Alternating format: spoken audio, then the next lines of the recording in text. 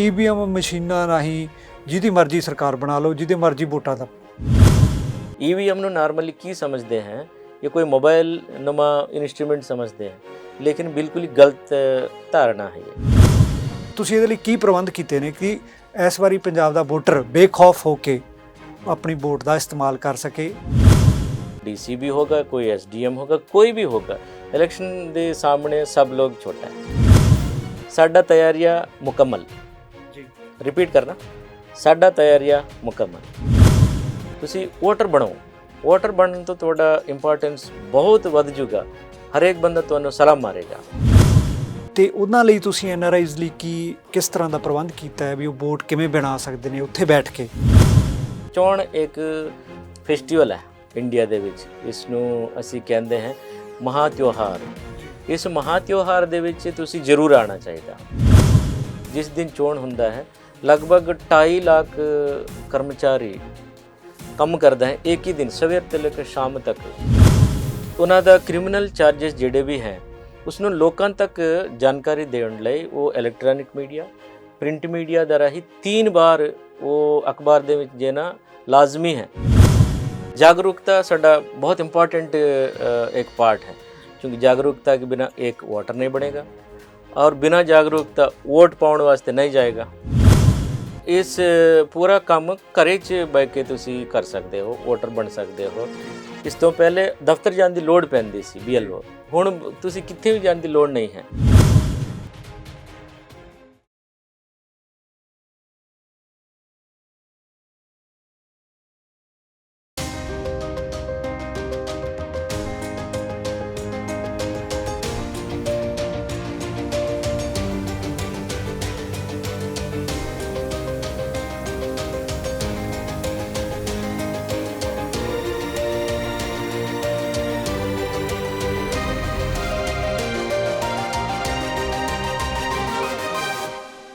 ਸਤਿ ਸ਼੍ਰੀ ਅਕਾਲ ਜੀ, ਤੁਸੀਂ ਦੇਖ ਰਹੇ ਹੋ ਪ੍ਰਾਈਮ ਏਸ਼ੀਆ ਟੀਵੀ ਤੇ ਮੈਂ ਹਾਂ ਨਿਰਮਲ ਸਿੰਘ ਮਾਨਸ਼ਈਆ। ਅੱਜ ਅਸੀਂ ਤੁਹਾਨੂੰ ਇੱਕ ਅਜਿਹੀ ਸ਼ਖਸੀਅਤ ਨਾਲ ਮਿਲਾਉਣ ਜਾ ਰਹੇ ਹਾਂ ਜਿਨ੍ਹਾਂ ਦੇ ਮੋਢਿਆਂ ਦੇ ਉੱਤੇ 2022 ਦੀਆਂ ਚੋਣਾਂ ਦੀ ਅਹਿਮ ਜ਼ਿੰਮੇਵਾਰੀ ਰਹੂਗੀ। 2022 ਦੇ ਵਿੱਚ ਵਿਧਾਨ ਸਭਾ ਚੋਣਾਂ ਹੋਣ ਜਾ ਰਹੀਆਂ ਨੇ ਤੇ ਚੋਣਾਂ ਨੂੰ ਲੈ ਕੇ ਹੁਣੇ ਤੋਂ ਮਾਹੌਲ ਹੈ ਜਿਹੜਾ ਉਹ ਭਖਣਾ ਸ਼ੁਰੂ ਹੋ ਗਿਆ ਹੈ। ਚੋਣਾਂ ਦੇ ਪ੍ਰਬੰਧਾਂ ਨੂੰ ਕਿਸ ਤਰ੍ਹਾਂ ਉਹ ਕਰ ਰਹੇ ਨੇ ਤੇ ਕਿਸ ਤਰ੍ਹਾਂ ਉਹ ਦੇਖ ਰਹੇ ਨੇ, ਇਹਨਾਂ ਦੇ ਸੰਬੰਧ ਦੇ ਵਿੱਚ ਆਪਾਂ ਗੱਲਬਾਤ ਕਰਾਂਗੇ ਪੰਜਾਬ ਦੇ ਮੁੱਖ ਚੋਣ ਅਧਿਕਾਰੀ ਡਾਕਟਰ ਕਰੁਣਾ ਰਾਜੂ ਹੋਰਾਂ ਦੇ ਨਾਲ। ਡਾਕਟਰ ਸਾਹਿਬ, ਤੁਹਾਡਾ ਬਹੁਤ ਬਹੁਤ ਸਵਾਗਤ ਹੈ ਜੀ ਸਾਡੇ ਸਟੂਡੀਓ ਦੇ ਵਿੱਚ ਪ੍ਰਾਈਮ ਏਸ਼ੀਆ ਦੇ ਉੱਤੇ। ਤੇ ਡਾਕਟਰ ਸਾਹਿਬ ਨਾਲ ਗੱਲਬਾਤ ਕਰਾਂਗੇ ਕਿਸ ਤਰ੍ਹਾਂ ਉਹ ਨਵੇਂ ਵੋਟਰਾਂ ਨੂੰ ਵੋਟਾਂ ਬਣਾਉਣ ਦੇ ਵਿੱਚ ਯੂਥ ਨੂੰ ਕਿਵੇਂ ਪ੍ਰੇਰਿਤ ਕਰ ਰਹੇ ਨੇ, ਕਿਸ ਤਰ੍ਹਾਂ ਉਤਸ਼ਾਹ ਕਰ ਰਹੇ ਨੇ ਤੇ ਕਿਸ ਤਰ੍ਹਾਂ ਦੇ ਪ੍ਰਬੰਧ ਉਹ ਤਿਆਰੀਆਂ 20 ਚੋਣਾਂ ਦੇ ਲਈ ਹੁਣੇ ਤੋਂ ਵਿੱਢੀਆਂ ਹੋਈਆਂ ਨੇ ਉਹਨਾਂ ਨੇ ਤੇ ਨਾਲ। ਡਾਕਟਰ ਸਾਹਿਬ, ਪੰਜਾਬ ਦੇ 117 ਹਲਕੇ ਨੇ ਜੀ, 117 ਹਲਕਿਆਂ ਦਾ ਪ੍ਰਬੰਧ ਕਰਨਾ ਚੋਣਾਂ ਦਾ, ਕਿਸ ਤਰ੍ਹਾਂ ਤੁਸੀਂ ਇਹਨੂੰ ਵੇਖਦੇ ਹੋ ਜੀ? ਤੇ ਕਿਸ ਤਰ੍ਹਾਂ ਇਸ ਵਾਰੀ ਤੁਸੀਂ ਨਵੇਂ ਤਕਨੀਕ ਦੇ ਨਾਲ ਪਿਛਲੀਆਂ ਚੋਣਾਂ ਦੇ ਤਜਰਬੇ ਤੋਂ ਦੇਖਦੇ ਹੋਏ ਕਿਸ ਤਰ੍ਹਾਂ ਦੇ ਪ੍ਰਬੰਧ ਤੁਸੀਂ ਕਰਨ ਜਾ ਰਹੇ ਹੋ? ਸਭ ਤੋਂ ਪਹਿਲੇ ਤੁਹਾਨੂੰ ਸਤਿ ਸ਼੍ਰੀ ਅਕਾਲ ਔਰ ਤੁਹਾਡੇ ਸਾਰਿਆਂ ਦਰਸ਼ਕਾਂ ਨੂੰ ਸਤਿ ਸ਼੍ਰੀ ਅਕਾਲ। ਕਿਉਂਕਿ ਹੁਣ ਅਸੀਂ 2022 ਅਸੈਂਬਲੀ ਚੋਣ ਦੀ ਨੇੜੇ ਜਾ ਰਹੇ ਹਾਂ। ਇਹ ਬਹੁਤ ਵੱਡਾ ਇੱਕ ਜਮਹੂਰੀਅਤ ਦੇ ਵਿੱਚ, ਡੈਮੋਕ੍ਰੇਸੀ ਦੇ ਵਿੱਚ ਬਹੁਤ ਵੱਡਾ ਕੰਮ ਹੈ ਔਰ ਸਾਡੇ ਦਫ਼ਤਰ ਨੂੰ ਇਹ ਜ਼ਿੰਮੇਵਾਰੀ ਦਿੱਤੀ ਗਈ ਹੈ। ਇਲੈਕਸ਼ਨ ਕਮਿਸ਼ਨ ਆਫ ਇੰਡੀਆ ਜਿਹੜੇ ਵੀ ਦਿੱਲੀ ਪੱਧਰ 'ਤੇ ਹੈ, ਨੈਸ਼ਨਲ ਪੱਧਰ 'ਤੇ ਹੈ, ਉਸ ਤੇ ਨੇ ਹੇਠਲੇ ਪੱਧਰ 'ਤੇ ਸਟੇਟ ਦੇ ਵਿੱਚ ਇਹ ਮੁੱਖ ਚੋਣ ਅਫਸਰ ਜੇ ਪੰਜਾਬੀ ਵਿੱਚ ਅਸੀਂ ਕਹਿੰਦੇ ਨੇ ਚੀਫ ਇਲੈਕਟੋਰਲ ਆਫਿਸਰ, ਇਹ ਦਫ਼ਤਰ ਦੀ ਬਣਤਰ ਹੈ। ਉਸ ਤੋਂ ਬਾਅਦ ਜ਼ਿਲ੍ਹੇ ਦੇ ਵਿੱਚ ਸਾਡਾ DEO ਸਾਹਿਬਾਨ, ਜਿਸ ਨੂੰ ਅਸੀਂ ਨਾਰਮਲੀ DC ਕਹਿੰਦੇ ਨੇ, ਇਹ DC ਸਾਹਿਬਾਨ, SDM ਸਾਹਿਬਾਨ, ਇਸ ਤਰੀਕੇ ਆਪਣਾ ਬਹੁਤ ਵੱਡਾ ਇੱਕ ਬਣਤਰ ਚੋਣ ਤਿਆਰੀਆਂ ਔਰ ਚੋਣ ਕਰਵਾਉਣਾ, ਰਿਜ਼ਲਟ ਡਿਕਲੇਅਰ ਕਰਨਾ, ਵੋਟਰਸ ਨੂੰ ਬਣਾਉਣਾ, ਇਹ ਬਹੁਤ ਵੱਡਾ ਇੱਕ ਕੰਮ ਦੇ ਵਿੱਚ ਲੱਗੇ ਹੋਏ ਨੇ। ਜਿਵੇਂ ਤੁਸੀਂ ਪੁੱਛਿਆ ਸੀ ਮੈਨੂੰ 2017 ਦੀ ਇਲੈਕਸ਼ਨ ਤੋਂ ਬਾਅਦ ਹੁਣ ਕਿਵੇਂ ਅਸੀਂ ਇਹ ਕੰਮ ਕਰਨ ਜਾ ਰਹੇ ਹਾਂ। ਹੁਣ ਜਿਹੜੇ ਵੀ ਪ੍ਰੋਸੈਸ ਦੇ ਵਿੱਚ ਅਸੀਂ ਹਾਂ, ਇਸ ਪ੍ਰੋਸੈਸ ਹੈ ਸਪੈਸ਼ਲ ਸਮਰੀ ਰਿਵੀਜ਼ਨ।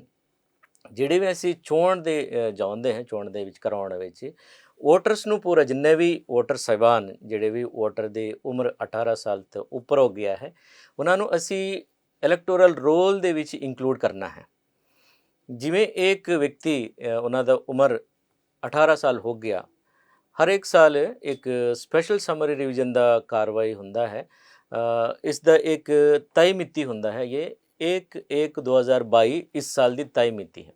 ਉਸ ਮਿਤੀ ਤੱਕ ਕੋਈ ਵੀ ਵਿਅਕਤੀ 18 ਸਾਲ ਹੋ ਜਾਂਦਾ ਹੈ, ਉਹਨਾਂ ਨੂੰ ਅਸੀਂ ਇਲੈਕਟੋਰਲ ਰੋਲ ਦੇ ਵਿੱਚ ਲੈ ਕੇ ਆਉਣਾ, ਇੱਕ ਵੋਟਰ ਬਣਾਉਣਾ ਹੈ। ਇਸ ਨੂੰ ਅਸੀਂ ਪਿਆਰ ਸੇ ਕਹਿੰਦੇ हैं ਨਵਾਂ ਵੋਟਰ। ਇਸ ਤੋਂ ਇਲਾਵਾ ਜਿੰਨੇ ਵੀ 18 ਸਾਲ ਤੋਂ ਉੱਪਰ ਕਾਫੀ ਸਾਰੇ ਵੈਰਾਈਟੀਜ਼ ਆਫ ਵੋਟਰਸ ਨੇ, young voters, women voters, NRI voters. ਜਿਹੜੇ ਵੀ ਵੋਟਰਸ ਸਾਡਾ ਇੱਥੇ ਉਹਨਾਂ ਦਾ ਪਾਸਪੋਰਟ ਹੈ ਲੇਕਿਨ ਕਈ ਕਾਰਨਵਸ਼ ਨੌਕਰੀ, ਬਿਜ਼ਨਸ, ਪੜ੍ਹਨ ਵਾਸਤੇ ਇਸ ਤਰੀਕਾ ਵਿਦੇਸ਼ਾਂ ਦੇ ਵਿੱਚ ਜਾ ਕੇ ਰਹਿ ਰਹੇ, ਉਹਨਾਂ ਨੂੰ ਅਸੀਂ NRI ਵੋਟਰ ਕਹਿੰਦੇ ਨੇ। ਉਸ ਤੋਂ ਬਾਅਦ ਬਹੁਤ ਇੰਪੋਰਟੈਂਟ ਇੱਕ ਟਰਾਂਸਜੈਂਡਰ ਵੋਟਰਸ ਵੀ ਹੈ ਸਾਡੇ ਸਮਾਜ ਦੇ ਵਿੱਚ, ਔਰ ਵਿਮਨ ਵੋਟਰਸ ਹੈ, ਪਰਸਨਸ ਵਿਦ ਡਿਜ਼ੇਬਿਲਿਟੀਜ਼ ਜਿਹੜੇ ਵੀ ਅਸੀਂ ਦਿਵਿਆਂਗ ਵੋਟਰ ਕਹਿੰਦੇ ਨੇ ਉਹਨਾਂ ਨੂੰ। ਇਹ भी अपना साढ़ा बहुत बड़ा इम्पॉर्टेंट हिस्सा है साढ़ा डेमोक्रेसी का। और इस तरीके कई सारे वोटर्स ने, बहुत इंपॉर्टेंट इसमें और एक है सर्विस वोटर्स ने, ਜਿਹੜੇ ਵੀ ਸਾਡਾ 에ਅਰਫੋਰਸ, ਨੇਵੀ, ਆਰਮੀ ਔਰ ਵਿਦੇਸ਼ਾਂ ਦੇ ਵਿੱਚ ਸਾਡਾ ਐਮਬਸੀਸ ਹੈ, ਇੱਥੇ ਜਿਹੜੇ ਵੀ ਨੌਕਰੀ ਕਰ ਰਹੇ, ਇਹ ਸਾਰਿਆਂ ਨੂੰ ਅਸੀਂ ਸਰਵਿਸ ਵੋਟਰਸ ਕਹਿੰਦੇ ਨੇ। ਇਸ ਤਰੀਕਾ ਵੋਟਰਸ ਦਾ ਹੀ ਵੱਖ-ਵੱਖ ਵੈਰਾਈਟੀਜ਼ ਨੇ। ਇਹਨਾਂ ਜ਼ਿਆਦਾ ਲੋਕਾਂ ਨੂੰ ਅਸੀਂ ਕੰਟੈਕਟ ਵੀ ਕਰਨਾ है और उन्होंने वोटर्स बनाने की तरीका हुण चल रहा है। इसका नाम है स्पेशल समरी रिवीजन, विशेष सुधाई अभियान अभी चल रहा है। अभी ये कार्यक्रम चलेगा और 2 महीने चलेगा, क्योंकि 1 तारीख तो असी नवंबर 1 तारीख को असी ड्राफ्ट रोल पब्लिश करने जा रहे हैं और उसके बाद इसका कंप्लेंट्स आवेगा, उसका कंप्लेंट्स का निपटारा होवेगा, एक कानूनी प्रक्रिया, ये सारे काम करेंगे। ਜੀ ਡਾਕਟਰ ਸਾਹਿਬ ਜਿਵੇਂ ਤੁਸੀਂ ਦੱਸਿਆ ਕਿ ਵੋਟਰ ਸੁਧਾਈ ਦਾ ਕੰਮ ਚੱਲ ਰਿਹਾ ਹਜੇ ਪੰਜਾਬ ਦੇ ਵਿੱਚ, ਜਿਹੜੀਆਂ ਵੋਟਾਂ ਦੀ ਗਿਣਤੀ ਟੋਟਲ ਪੰਜਾਬ ਦੇ ਵਿੱਚ ਕਿੰਨੇ ਵੋਟਰ ਨੇ, ਤੇ ਹੁਣ ਤੱਕ ਇਸ ਵਾਰੀ ਜਿਹੜੀਆਂ ਤੁਸੀਂ ਹੁਣ ਤੱਕ ਵੋਟਾਂ ਬਣੀਆਂ ਨੇ ਉਹਦੇ ਵਿੱਚ ਕਿੰਨੇ ਪ੍ਰਤੀਸ਼ਤ ਯੂਥ ਨੇ, ਨਵਾਂ ਯੂਥ ਦਾ ਰੁਝਾਨ ਆਇਆ, ਕਿੰਨੇ ਪ੍ਰਤੀਸ਼ਤ ਯੂਥ ਵੋਟਰ ਨੇ, ਯੰਗ ਵੋਟਰ ਨੇ, ਨੌਜਵਾਨ ਵੋਟਰ ਨੇ, ਇਹਦੇ ਬਾਰੇ ਵੀ ਸਾਡੇ ਦਰਸ਼ਕਾਂ ਨੂੰ ਦੱਸੋ। ਸਾਡਾ ਸਟੇਟ ਦੇ ਵਿੱਚ ਟੋਟਲ 117 ਅਸੈਂਬਲੀ ਹਲਕੇ ਹੈ ਜੀ। ਇਹਦੇ ਵਿੱਚ 34 ਹਲਕੇ ਹੈ ਰਿਜ਼ਰਵਡ ਹਲਕੇ ਨੇ। ਵੋਟਰਸ ਦੀ ਗਿਣਤੀ ਹੈ ਸਾਡਾ ਸਟੇਟ ਦੀ 2 ਕਰੋੜ 9 ਲੱਖ ਦੀ ਵੋਟਰਸ ਨੇ। ਹੁਣ ਇਹ ਸੰਖਿਆ ਵੱਧ ਜੂਗਾ ਕੁਝ, ਕਿਉਂਕਿ ਇਸ ਵਾਰ ਸਾਡੇ ਕੋਲ 10 ਲੱਖ ਦੇ ਉੱਤੇ ਫਾਰਮ ਆਏ ਹੋਏ ਨੇ। ਹੁਣ ਫਾਰਮ ਦੀ ਕਲੈਕਸ਼ਨ ਚੱਲ ਰਿਹਾ। ਆਪਣਾ ਫਾਰਮ ਨੰਬਰ 6 ਇਹਦੇ 'ਤੇ ਇਸ ਫਾਰਮ ਨੂੰ ਵਰਤਦੇ ਹੋਏ ਨਵਾਂ ਵੋਟਰ ਨੂੰ ਅਸੀਂ ਬਣਾਵਾਂਗੇ, ਔਰ ਫਾਰਮ 6A ਇਸ ਦੀ ਰਾਹੀਂ NRI ਵੋਟਰਸ ਨੂੰ ਬਣਾਵਾਂਗੇ, ਔਰ ਉਸ ਤੋਂ ਬਾਅਦ ਫਾਰਮ ਨੰਬਰ 7 ਜਿਹੜੇ ਵੀ ਵਿਅਕਤੀ ਦਾ ਡੈਥ ਹੋ ਗਿਆ ਹੈ, ਇਸ ਦੁਨੀਆ 'ਚ ਨਹੀਂ ਹੈ, ਉਹਨਾਂ ਦਾ ਫਿਰ ਨਾਮ ਕੱਟਣਾ ਵੀ ਪੈਂਦਾ ਹੈ, ਜਾਂ ਕੋਈ ਵੀ ਵੋਟਰ ਟ੍ਰਾਂਸਫਰ ਹੋ ਕੇ ਕੋਈ ਦੂਸਰੀ ਸਟੇਟ 'ਚ ਚਲੇ ਗਿਆ ਜਾਂ ਹੋਰ ਕੋਈ ਹਲਕਾ ਵਿੱਚ ਚਲੇ ਗਿਆ, ਉਹਨਾਂ ਨੂੰ ਇਸ ਹਲਕੇ ਤੋਂ ਉਹਨਾਂ ਦਾ ਨਾਂ ਕੱਟਣੀ ਹੈ। ਉਹ ਫਾਰਮ ਨੰਬਰ 7 ਹੈ। ਔਰ ਫਾਰਮ ਨੰਬਰ 8 ਇਹਦੇ ਵਿੱਚ ਕੋਈ ਐਡਰੈਸ ਬਦਲਣਾ ਹੈ, ਕੋਈ ਨਾਂ ਦੇ ਵਿੱਚ ਕੋਈ ਕਰੈਕਸ਼ਨਸ ਕਰਨਾ ਹੈ, ਇਸ ਤਰੀਕਾ ਜਿਹੜੇ ਵੀ ਕੰਮ ਕਰਨਾ ਹੈ ਫਾਰਮ ਨੰਬਰ 8 ਨੇ। ਔਰ 8A एक फार्म है, ਇਹਦੇ ਵਿੱਚ एक ही हल्के ਦੇ ਵਿੱਚ एक गांव से दूसरी गांव, एक ਪਿੰਡ ਤੋਂ ਦੂਸਰੇ ਪਿੰਡ ਚਲੇ ਗਿਆ ਹੈ, एक पार्ट ਤੋਂ दूसरी पार्ट चले गए, उसਨੂੰ फार्म 8A भरना है।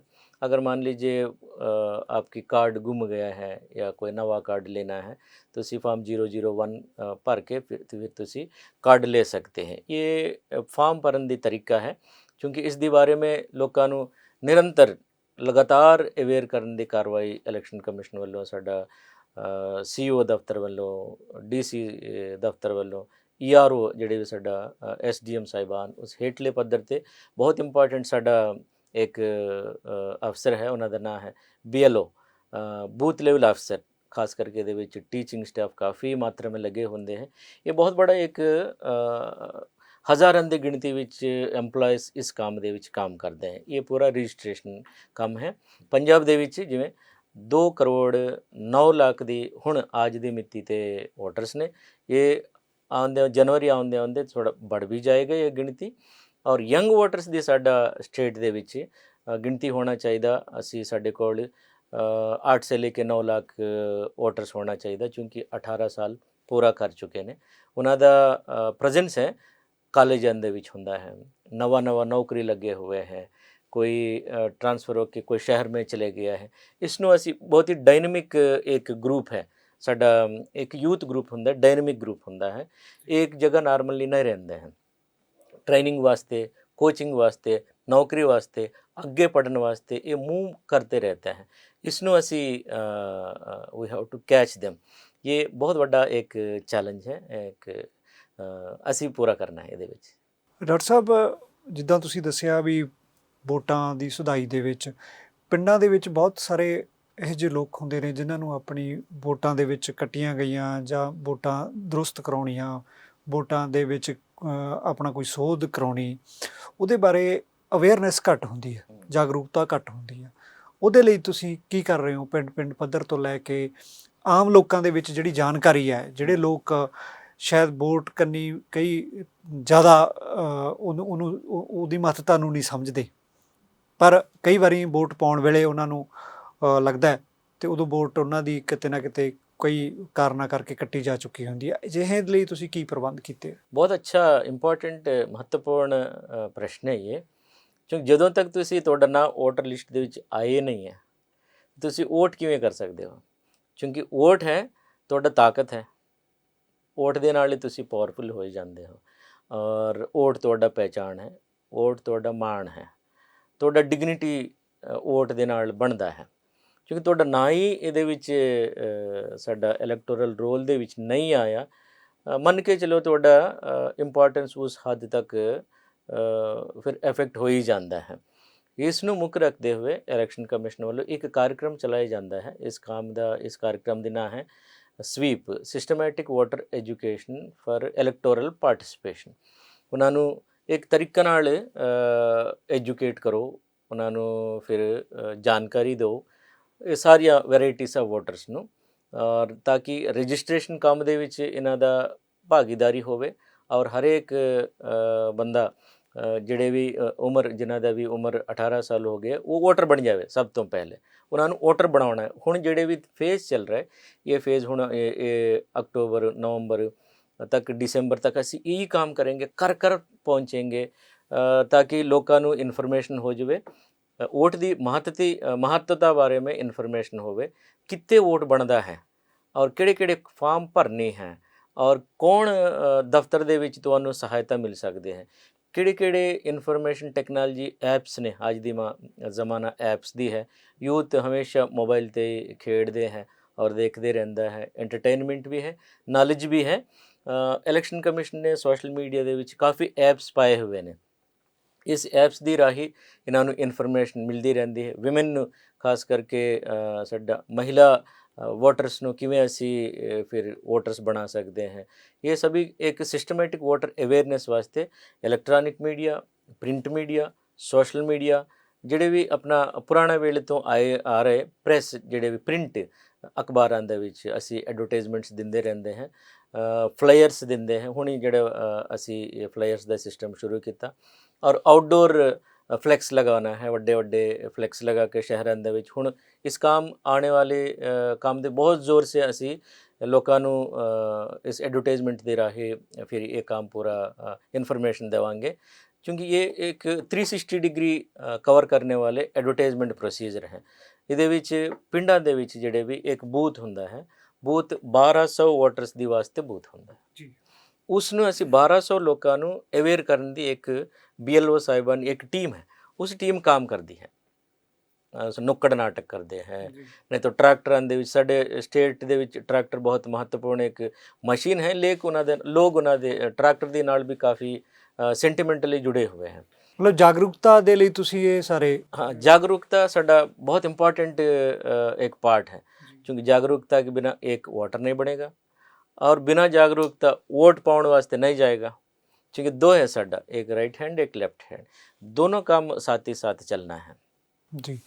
ਤੇ ਡਾਕਟਰ ਸਾਹਿਬ ਦੂਜਾ ਹੈਗਾ ਵੀ ਜਿਵੇਂ ਤੁਸੀਂ ਦੱਸਿਆ ਵੀ ਵੋਟ ਪਾਉਣ ਦਾ ਜਿਹੜਾ ਅਧਿਕਾਰ ਹੈ ਉਹ ਇੱਕ ਕਾਨੂੰਨ ਬਣਾਉਣ ਦਾ ਅਧਿਕਾਰ ਮੰਨਿਆ ਜਾਂਦਾ ਹੈ। ਪੰਜਾਬ ਦੇ ਲੋਕਾਂ ਦੀ ਜਿਹੜੀ ਵੋਟ ਪਰਸੈਂਟੇਜ ਹੈ, ਪਿਛਲੀ ਆਪਾਂ ਗੱਲ ਕਰੀਏ ਪਾਰਲੀਮੈਂਟ ਦੀਆਂ ਜਿਹੜੀਆਂ ਚੋਣਾਂ ਹੋਈਆਂ 2019 ਦੀਆਂ, ਉਹਦੇ ਵਿੱਚ ਵੋਟ ਪਰਸੈਂਟੇਜ ਦਾ ਗ੍ਰਾਫ ਹੈ ਜਿਹੜਾ ਉਹ ਲੱਗ ਰਿਹਾ, ਮਤਲਬ ਇੰਨਾ ਰੁਝਾਨ ਜਿਹੜਾ ਉਸ ਵੇਖਿਆ। ਦੂਜਾ ਹੁਣ ਦਾ ਜਿਹੜਾ ਰੁਝਾਨ ਹੈ, ਹੁਣ ਤੁਸੀਂ ਕਿਉਂਕਿ ਲੋਕ ਅੱਜ ਕੱਲ੍ਹ ਨਵੀਂ ਟੈਕਨੋਲੋਜੀ ਆ ਗਈ, ਤੁਸੀਂ ਘਰ ਬੈਠੇ ਵੋਟ ਤੁਸੀਂ ਬਣਵਾ ਸਕਦੇ ਹੋ, ਜਾਂ ਤੁਸੀਂ ਕਿਹੜੇ ਇਹੋ ਜਿਹੇ ਟੂਲਸ ਬਣਾਏ ਨੇ ਇਲੈਕਸ਼ਨ ਕਮਿਸ਼ਨ ਨੇ ਜਿਹੜੇ ਕਿ ਘਰ ਬੈਠੇ ਹੀ ਵੋਟ ਬਣ ਜਾਵੇ, ਕੋਈ ਵੀ ਜਾਣਾ ਨਾ ਪਵੇ ਕਿਤੇ, ਜੋ ਡਾਕੂਮੈਂਟੇਸ਼ਨ ਹੈਗੀ ਆ ਉਹ ਤੁਸੀਂ ਆਨਲਾਈਨ ਅਪਲਾਈ ਕਰ ਸਕਦੇ ਹੋ। ਇਸ ਤਰ੍ਹਾਂ ਦੇ ਲਈ ਤੁਸੀਂ ਕਿਹੜੇ ਐਪਸ ਜਾਂ ਕੀ ਤੁਸੀਂ ਇਹਦੇ ਬਾਰੇ ਪ੍ਰਬੰਧ ਕੀਤਾ, ਤੇ ਰੁਝਾਨ ਹੈ ਜਿਹੜਾ ਉਹ ਇਸ ਵਾਰੀ ਤੁਹਾਨੂੰ ਲੱਗਦਾ ਕਿ ਵਧੇਗਾ? ਜ਼ਰੂਰ ਵਧੇਗਾ, ਕਿਉਂਕਿ ਇਸ ਵਾਰ ਆਪਣਾ ਐਪਸ ਦੀ ਕਾਫੀ ਡਾਊਨਲੋਡ ਹੋ ਗਿਆ, ਯੂਥ ਨੇ ਕਾਫੀ ਡਾਊਨਲੋਡ ਕੀਤਾ ਹੈ। ਤੁਸੀਂ ਘਰੇ ਬੈਠ ਕੇ ਤੁਸੀਂ ਰਜਿਸਟ੍ਰੇਸ਼ਨ ਕੰਮ ਕਰ ਸਕਦੇ।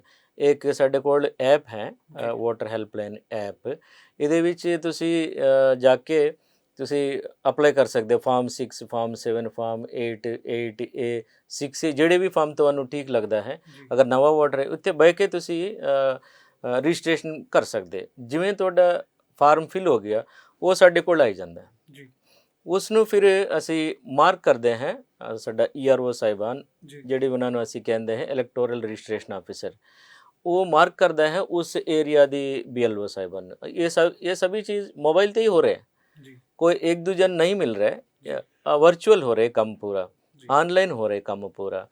ये एक बार BLO साहिबान दी मोबाइल ते आ गया जानकारी पूरा, BLO साहिबान दी मोबाइल ते उत्ते ये सारी काम उत्तों वो कर सकता है, निबेड़ सकता है। और ਉਹਨਾਂ ਦਾ ਫਾਰਮ ਵੇਖਣ ਤੋਂ ਬਾਅਦ ਜਦੋਂ ਵੀ ਸਕੂਲ ਜਾਂਦੇ, ਨਾਰਮਲੀ ਟੀਚਰਸ ਨੇ, ਕਲਰਕਸ ਨੇ ਇਸ ਕੰਮ ਦੇ ਵਿੱਚ, ਸਾਡੇ ਸਟੇਟ ਦੇ ਵਿੱਚ 24,659 ਬੂਥਸ ਨੇ ਸਾਡੇ ਕੋਲ ਇਸ ਵਾਰ ਬਣਾਏ ਗਏ। ਪਿਛਲੇ ਇਲੈਕਸ਼ਨ ਦੇ ਵਿੱਚ ਸਾਡੇ ਕੋਲ 23,211 ਬੂਥ ਨੇ। ਕੋਰੋਨਾ ਨੂੰ ਦੇਖते हुए ਹੋਰ ਕੁਝ ਐਕਸਟਰਾ ਬੂਥ ਬਣਾਏ ਗਏ ਇਸ ਵਾਰ, ਮਤਲਬ 25,000 ਹਾਂ ਲਗਭਗ ਸਾਡੇ ਕੋਲ 24,689 है अपना, और उसको बढ़ के फिर तो बढ़ भी जाएगा, क्योंकि जिमें जिमें ਅਸੀਂ ਇਲੈਕਸ਼ਨ ਦੇ ਨੇੜੇ ਪਹੁੰਚ ਜਾਣਗੇ, ਜਿਵੇਂ ਸਾਡਾ ਐਪਲੀਕੇਸ਼ਨ ਜ਼ਿਆਦਾ ਹੋਗਾ ਉਹਨਾਂ ਨੂੰ ਵੋਟਰ ਬਣਾएंगे, फिर ऑक्सिलरी बूथ भी बनेगा, ये हल्का सा ਵਧੇਗਾ। ਔਰ ਇਸ ਪੂਰਾ ਕੰਮ ਘਰੇ 'ਚ ਬਹਿ ਕੇ ਤੁਸੀਂ ਕਰ ਸਕਦੇ ਹੋ, ਵੋਟਰ ਬਣ ਸਕਦੇ ਹੋ। ਇਸ ਤੋਂ ਪਹਿਲੇ ਦਫ਼ਤਰ ਜਾਣ ਦੀ ਲੋੜ ਪੈਂਦੀ ਸੀ BLO, ਹੁਣ ਤੁਸੀਂ ਕਿੱਥੇ ਵੀ ਜਾਣ ਦੀ ਲੋੜ ਨਹੀਂ ਹੈ। ਐਪ ਡਾਊਨਲੋਡ ਕਰੋ, ਵੋਟਰ ਐਪ, ਇੱਥੇ ਹੁਣ ਬੈਠ ਕੇ ਤੁਸੀਂ ਜਿਹੜੇ ਵੀ ਤੁਸੀਂ ਕਰਨੇ, ਨਵਾਂ ਵੋਟਰ ਬਣਨਾ ਚਾਹੁੰਦੇ, NRI ਵੋਟਰ ਬਣਨਾ ਚਾਹੁੰਦੇ, ਜਾਂ ਤੁਸੀਂ ਪਰਸਨ ਵਿਦ ਡਿਸੇਬਿਲਿਟੀਜ਼ ਤੁਸੀਂ ਕਰਨਾ ਚਾਹੁੰਦੇ, ਕਿਉਂਕਿ ਉਹਨਾਂ ਦਾ ਇੱਕ ਫੈਸਿਲਿਟੀ ਵੀ ਮਿਲਦਾ ਹੈ, ਉਹਨਾਂ ਨੂੰ ਵੀਲ ਚੇਅਰ ਚਾਹੀਦਾ, ਜਾਂ ਉਹਨਾਂ ਨੂੰ ਪੋਸਟਲ ਬੈਲਟ ਚਾਹੀਦਾ, ਕੋਈ ਗੱਡੀ ਚਾਹੀਦਾ ਉਹਨਾਂ ਨੂੰ ਲੈ ਆਉਣ ਵਾਸਤੇ, ਬੂਥ ਲੈ ਆਉਣ ਵਾਸਤੇ। ਇਹ ਸਭੀ ਫੈਸਿਲਿਟੀਜ਼ ਘਰੇ 'ਚ ਬੈਠ ਕੇ ਤੁਸੀਂ ਕਰ ਸਕਦੇ ਹੋ। ਸਾਡੇ ਕੋਲ ਇਨਫੋਰਮੇਸ਼ਨ ਸਿੱਧਾ ਵੀ 1 ਸੈਕਿੰਡ ਦੇ ਵਿੱਚ ਪਹੁੰਚ ਜਾਂਦੀ ਹੈ। ਉਸ ਤੋਂ ਬਾਅਦ BLO ਸਾਹਿਬਾਨ 2 ਦਿਨ 3 ਦਿਨ ਦੇ ਵਿੱਚ ਹੀ ਉਹ ਜਾ ਕੇ ਪਿੰਡ ਜਾ ਕੇ ਘਰ ਜਾ ਕੇ ਇਨਫੋਰਮੇਸ਼ਨ ਵੈਲਿਡਿਟੀ ਕਰਦਾ ਹੈ, ਵੈਲੀਡੇਸ਼ਨ ਕਰਦਾ ਹੈ ਇਹ ਸਹੀ ਹੈ ਐਪਲੀਕੇਸ਼ਨ ਨਹੀਂ ਹੈ, ਕਿਉਂਕਿ ਇੱਕ ਵੋਟ ਤੁਹਾਨੂੰ ਬਹੁਤ ਵੱਡਾ ਇੱਕ ਅਧਿਕਾਰ ਦਿੰਦਾ ਹੈ। ਇਸ ਕਰਕੇ ਉਸ ਨੂੰ ਸੋਚ ਸਮਝ ਕੇ ਐਗਜ਼ਾਮਿਨ ਕਰਨ ਦੀ ਲੋੜ ਵੀ ਹੈ। ਕਈ ਲੋਕ ਗਲਤ ਇਨਫੋਰਮੇਸ਼ਨ ਵੀ ਦਿੰਦੇ ਹੈ, ਲੇਕਿਨ ਅਸੀਂ ਅਸੀਂ ਲੋਕਾਂ ਨੂੰ ਟਰਸਟ ਕਰਦੇ ਹਾਂ। ਸਾਡੇ ਨਾਗਰਿਕਾਂ ਨੂੰ ਟਰਸਟ ਕਰਨਾ ਸਾਡਾ ਜ਼ਿੰਮੇਵਾਰੀ ਹੈ। ਜਿਹੜੇ ਵੀ ਐਪਲੀਕੇਸ਼ਨ ਉਹਨਾਂ ਨੇ ਭਰ ਦਿੱਤਾ, ਅਸੀਂ ਉੱਤੇ ਘਰ ਜਾ ਕੇ ਫਿਰ ਇਨਫੋਰਮੇਸ਼ਨ ਲਵਾਂਗੇ, ਉਹਨਾਂ ਦਾ ਡੇਟ ਆਫ ਬਰਥ ਕਿੱਥੇ ਹੈ, ਔਰ ਉਹਨਾਂ ਦਾ ਐਡਰੈਸ ਜਿਹੜੇ ਵੀ ਦਿੱਤਾ ਸਹੀ ਹੈ ਨਹੀਂ ਹੈ, ਔਰ ਉਹਨਾਂ ਦਾ ਉਮਰ ਸਹੀ ਹੈ ਨਹੀਂ ਨੇ, ਨਾ ਸਹੀ ਦਿੱਤਾ ਨਹੀਂ ਦਿੱਤਾ, ਔਰ ਉਹਨਾਂ ਦਾ ਫੋਟੋ ਹੈ। ਅੱਜ ਕੱਲ੍ਹ ਹਰ ਇੱਕ ਇਲੈਕਟੋਰਲ EPIC ਕਾਰਡ ਦੇ ਵਿੱਚ ਫੋਟੋ ਲੱਗੇ ਰਹਿੰਦੀ ਹੈ। ਇਹ ਫੋਟੋ ਜਿਹੜੇ ਵੀ ਉਹ ਦਿੱਤਾ ਹੈ ਸਹੀ ਹੈ ਨਹੀਂ ਹੈ। ਕਈ ਲੋਕ ਸ਼ਰਾਰਤ ਵੀ ਕਰਦੇ ਹੈ, ਉਹਦੇ ਵਿੱਚ ਔਰ ਕੁਝ ਪਾਈ ਜਾਂਦਾ ਫੋਟੋਜ਼ ਵਗੈਰਾ, ਲੇਕਿਨ ਹੁਣ ਟੈਕਨੋਲੋਜੀ ਹੋ ਜਾ ਗਿਆ ਹੈ, ਸਰਚ ਹੋ ਜਾਂਦਾ ਹੈ, ਔਰ ਵਿਦਿਨ 15 ਡੇਜ਼ ਤੁਹਾਡਾ EPIC ਮੋਬਾਈਲ 'ਤੇ ਤੁਸੀਂ ਦੇਖ ਸਕਦੇ ਹੋ ਵਿਦਿਨ ਨੋ ਟਾਈਮ। ਇੰਨਾ ਜ਼ਿਆਦਾ ਸਹੂਲਤ ਹੈ ਇਹ ਤੁਸੀਂ ਨਵੀਂ ਜਿਹੜੀ ਤਕਨੀਕ ਦੇ ਘਰ ਬੈਠੇ ਹੀ ਵੋਟ ਬਣਾ ਸਕਦੇ ਨੇ ਲੋਕਾਂ ਨੂੰ ਕਿਤੇ ਜਾਣ ਦੀ ਲੋੜ ਨਹੀਂ, ਕਿਸੇ ਪਾਰਟੀ ਦੇ ਜਾਂ ਕਿਸੇ ਵੀ ਹੋਰ ਬੰਦੇ ਕੋਲੇ, ਸਿਰਫ ਉਹ ਆਪਣੇ ਘਰ ਬਹਿ ਕੇ ਆਪਣੇ ਮੋਬਾਈਲ ਤੇ ਐਪ ਡਾਊਨਲੋਡ ਕਰਨ ਤੇ ਚੋਣ ਕਮਿਸ਼ਨ ਨੂੰ ਆਪਣੀ ਦੇਣ ਰਿਕੁਐਸਟ ਤੇ ਘਰ ਬੈਠੇ ਵੋਟ ਬਣ ਚੁੱਕੀ। ਇਸ ਤੋਂ ਵੱਡਾ ਸੌਖਾ ਤਰੀਕਾ ਤਾਂ ਲੋਕਾਂ ਲਈ ਕੀ ਹੋ ਸਕਦਾ। ਡਾਕਟਰ ਸਾਹਿਬ, ਜਿਵੇਂ ਇੱਕ ਤੁਸੀਂ NRIs ਦੀ ਗੱਲ ਕੀਤੀ ਹੈ, ਸਾਡੇ ਦਰਸ਼ਕ ਬਹੁਤ ਸਾਰੇ NRI ਵੀ ਨੇ ਤੇ ਉਹ ਵਿਦੇਸ਼ਾਂ 'ਚ ਬੈਠੇ ਉਹਨਾਂ ਨੂੰ ਹੁੰਦਾ ਕਿ ਵੋਟ ਉਹਨਾਂ ਦੀ ਬਣੀ ਹੋਵੇ, ਅਤੇ ਉਹ ਕਈਆਂ ਦੇ ਦਿਲ 'ਚ ਵੀ ਹੁੰਦਾ ਵੀ ਅਸੀਂ ਜਾ ਕੇ ਵੋਟ ਪਾ ਆਈਏ, ਅਤੇ ਆਉਂਦੇ ਵੀ ਨੇ ਵੱਡੀ ਗਿਣਤੀ ਦੇ ਵਿੱਚ NRIs ਭੂਮਿਕਾ ਨਿਭਾਉਣ ਆਉਂਦੇ ਨੇ ਪੰਜਾਬ ਦੀਆਂ ਚੋਣਾਂ ਵਿੱਚ। ਅਤੇ ਉਹਨਾਂ ਲਈ ਤੁਸੀਂ NRIs ਲਈ ਕਿਸ ਤਰ੍ਹਾਂ ਦਾ ਪ੍ਰਬੰਧ ਕੀਤਾ ਹੈ ਵੀ ਉਹ ਵੋਟ ਕਿਵੇਂ ਬਣਾ ਸਕਦੇ ਨੇ ਉੱਥੇ ਬੈਠ ਕੇ? ਉਹਨਾਂ ਦੀ NRIs ਲਈ ਕੀ ਉਹਨਾਂ ਲਈ, ਕਿਉਂਕਿ ਉਹਨਾਂ ਦੇ ਉੱਥੇ ਸਿਟੀਜ਼ਨ ਮਤਲਬ ਜਿਵੇਂ ਕਿ PR ਵੀ ਨੇ, ਹੈ ਨਾ ਜੀ, ਪਰਮਾਨੈਂਟ ਰੈਜ਼ੀਡੈਂਸੀ ਨੇ ਜਾਂ ਸਿਟੀਜ਼ਨ ਨੇ, ਉਹ ਜਾਂ ਮਤਲਬ ਉਹਨਾਂ ਲਈ ਕੀ ਕ੍ਰਾਈਟੇਰੀਆ ਜੇ ਉਹ ਮਤਲਬ ਕਈਆਂ ਕੋਲੇ ਡਬਲ ਸਿਟੀਜ਼ਨਸ਼ਿਪ ਹੁੰਦੀ ਆ, ਇੰਡੀਆ ਦੀ ਵੀ ਹੁੰਦੀ ਆ, ਉੱਥੇ ਉਹਨਾਂ ਲਈ ਕਿਸ ਤਰ੍ਹਾਂ ਦਾ ਪ੍ਰਬੰਧ ਹੈ? ਇਹਦੇ ਵਿੱਚ ਬਹੁਤ ਸਾਫ਼ ਇੱਕ ਚੀਜ਼ ਦੱਸਣ ਦੀ ਲੋੜ ਹੈ ਜੀ ਜਿਹਦੇ ਵੀ ਕੋਲ ਇੰਡੀਆ ਪਾਸਪੋਰਟ ਹੈ ਜੀ ਮਤਲਬ ਤੁਸੀਂ ਸਾਡਾ ਜੀ ਭਾਰਤ ਦੇ ਨਾਗਰਿਕ ਹੈ। ਜੀ ਵੋਟਰ ਹੋਣ ਵਾਸਤੇ ਇਹ ਬੇहद ਇੰਪੋਰਟੈਂਟ ਕ੍ਰਾਈਟੇਰੀਆ ਹੈ, ਜੀ ਤੁਸੀਂ ਭਾਰਤ ਦੇ ਨਾਗਰਿਕ ਹੋਣਾ। ਜੀ ਲੇਕਿਨ ਕਈ ਕਾਰਨਵਸ਼ ਤੁਸੀਂ ਆਸਟ੍ਰੇਲੀਆ ਚਲੇ ਗਏ ਹੋ, ਕੈਨੇਡਾ ਚਲੇ ਗਏ ਹੋ, ਅਮਰੀਕਾ ਦੇ ਵਿੱਚ ਪੜ੍ਹ ਰਹੇ ਹੋ, ਜਾਂ ਕੋਈ ਨਿਊਜ਼ੀਲੈਂਡ ਦੇ ਵਿੱਚ ਹੈ ਨੇ, ਤਾਂ ਹੋਰ ਕਿੱਥੇ ਕਈ ਸਾਰੇ ਦੇਸ਼ਾਂ ਦੇ ਵਿੱਚ ਸਾਡਾ ਗਲਫ ਕੰਟਰੀਜ਼ ਹੈ ਇੱਥੇ, ਇਹਦੇ ਵਿੱਚ ਕਾਫੀ ਵੱਡੇ ਮਾਤਰਾ ਗਿਣਤੀ ਦੇ ਵਿੱਚ ਸਾਡਾ ਵੋਟਰਸ ਰਹਿੰਦੇ ਨੇ। ਜੀ ਕਿਉਂਕਿ ਉਹਨਾਂ ਵਾਸਤੇ ਅਸੀਂ ਇੱਕ ਸਪੈਸ਼ਲ ਪ੍ਰੋਵੀਜ਼ਨ ਕੀਤਾ ਹੈ, ਜੀ ਉਸ ਪ੍ਰੋਵੀਜ਼ਨ ਦਾ ਨਾਂ ਹੈ NRI ਵੋਟਰ।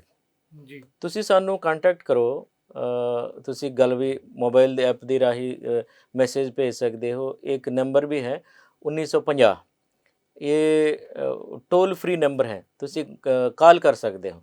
ਕਾਲ ਕਰਕੇ ਤੁਹਾਨੂੰ ਜਿਹੜੇ ਵੀ ਚੀਜ਼ ਇਨਫੋਰਮੇਸ਼ਨ ਚਾਹੀਦਾ, ਤੁਸੀਂ ਸੁਝਾਅ ਦੇਣਾ ਚਾਹੁੰਦੇ ਹੋ ਜਾਂ ਕੁਝ ਹੋਰ ਕੁਝ ਤੁਸੀਂ ਇਨਫੋਰਮੇਸ਼ਨ ਪਾਉਣਾ ਚਾਹੁੰਦੇ ਹੋ, ਸਿੱਧਾ ਗੱਲ ਵੀ ਕਰ ਸਕਦੇ। ਅਗਰ ਤੁਹਾਨੂੰ ਇਹੋ ਜਿਹਾ ਲੱਗਾ ਹੈ ਐਪ ਦੀ ਰਾਹੀਂ ਤੁਸੀਂ ਪਹੁੰਚ ਨਹੀਂ ਪਾ ਰਹੇ ਹੋ, ਤੁਸੀਂ ਗੱਲ ਵੀ ਕਰ ਸਕਦੇ ਹੋ। ਇਹ ਇੱਕ ਫ੍ਰੀ ਹੈ, ਟੋਲ ਫ੍ਰੀ ਨੰਬਰ ਹੈ ਸਾਡਾ।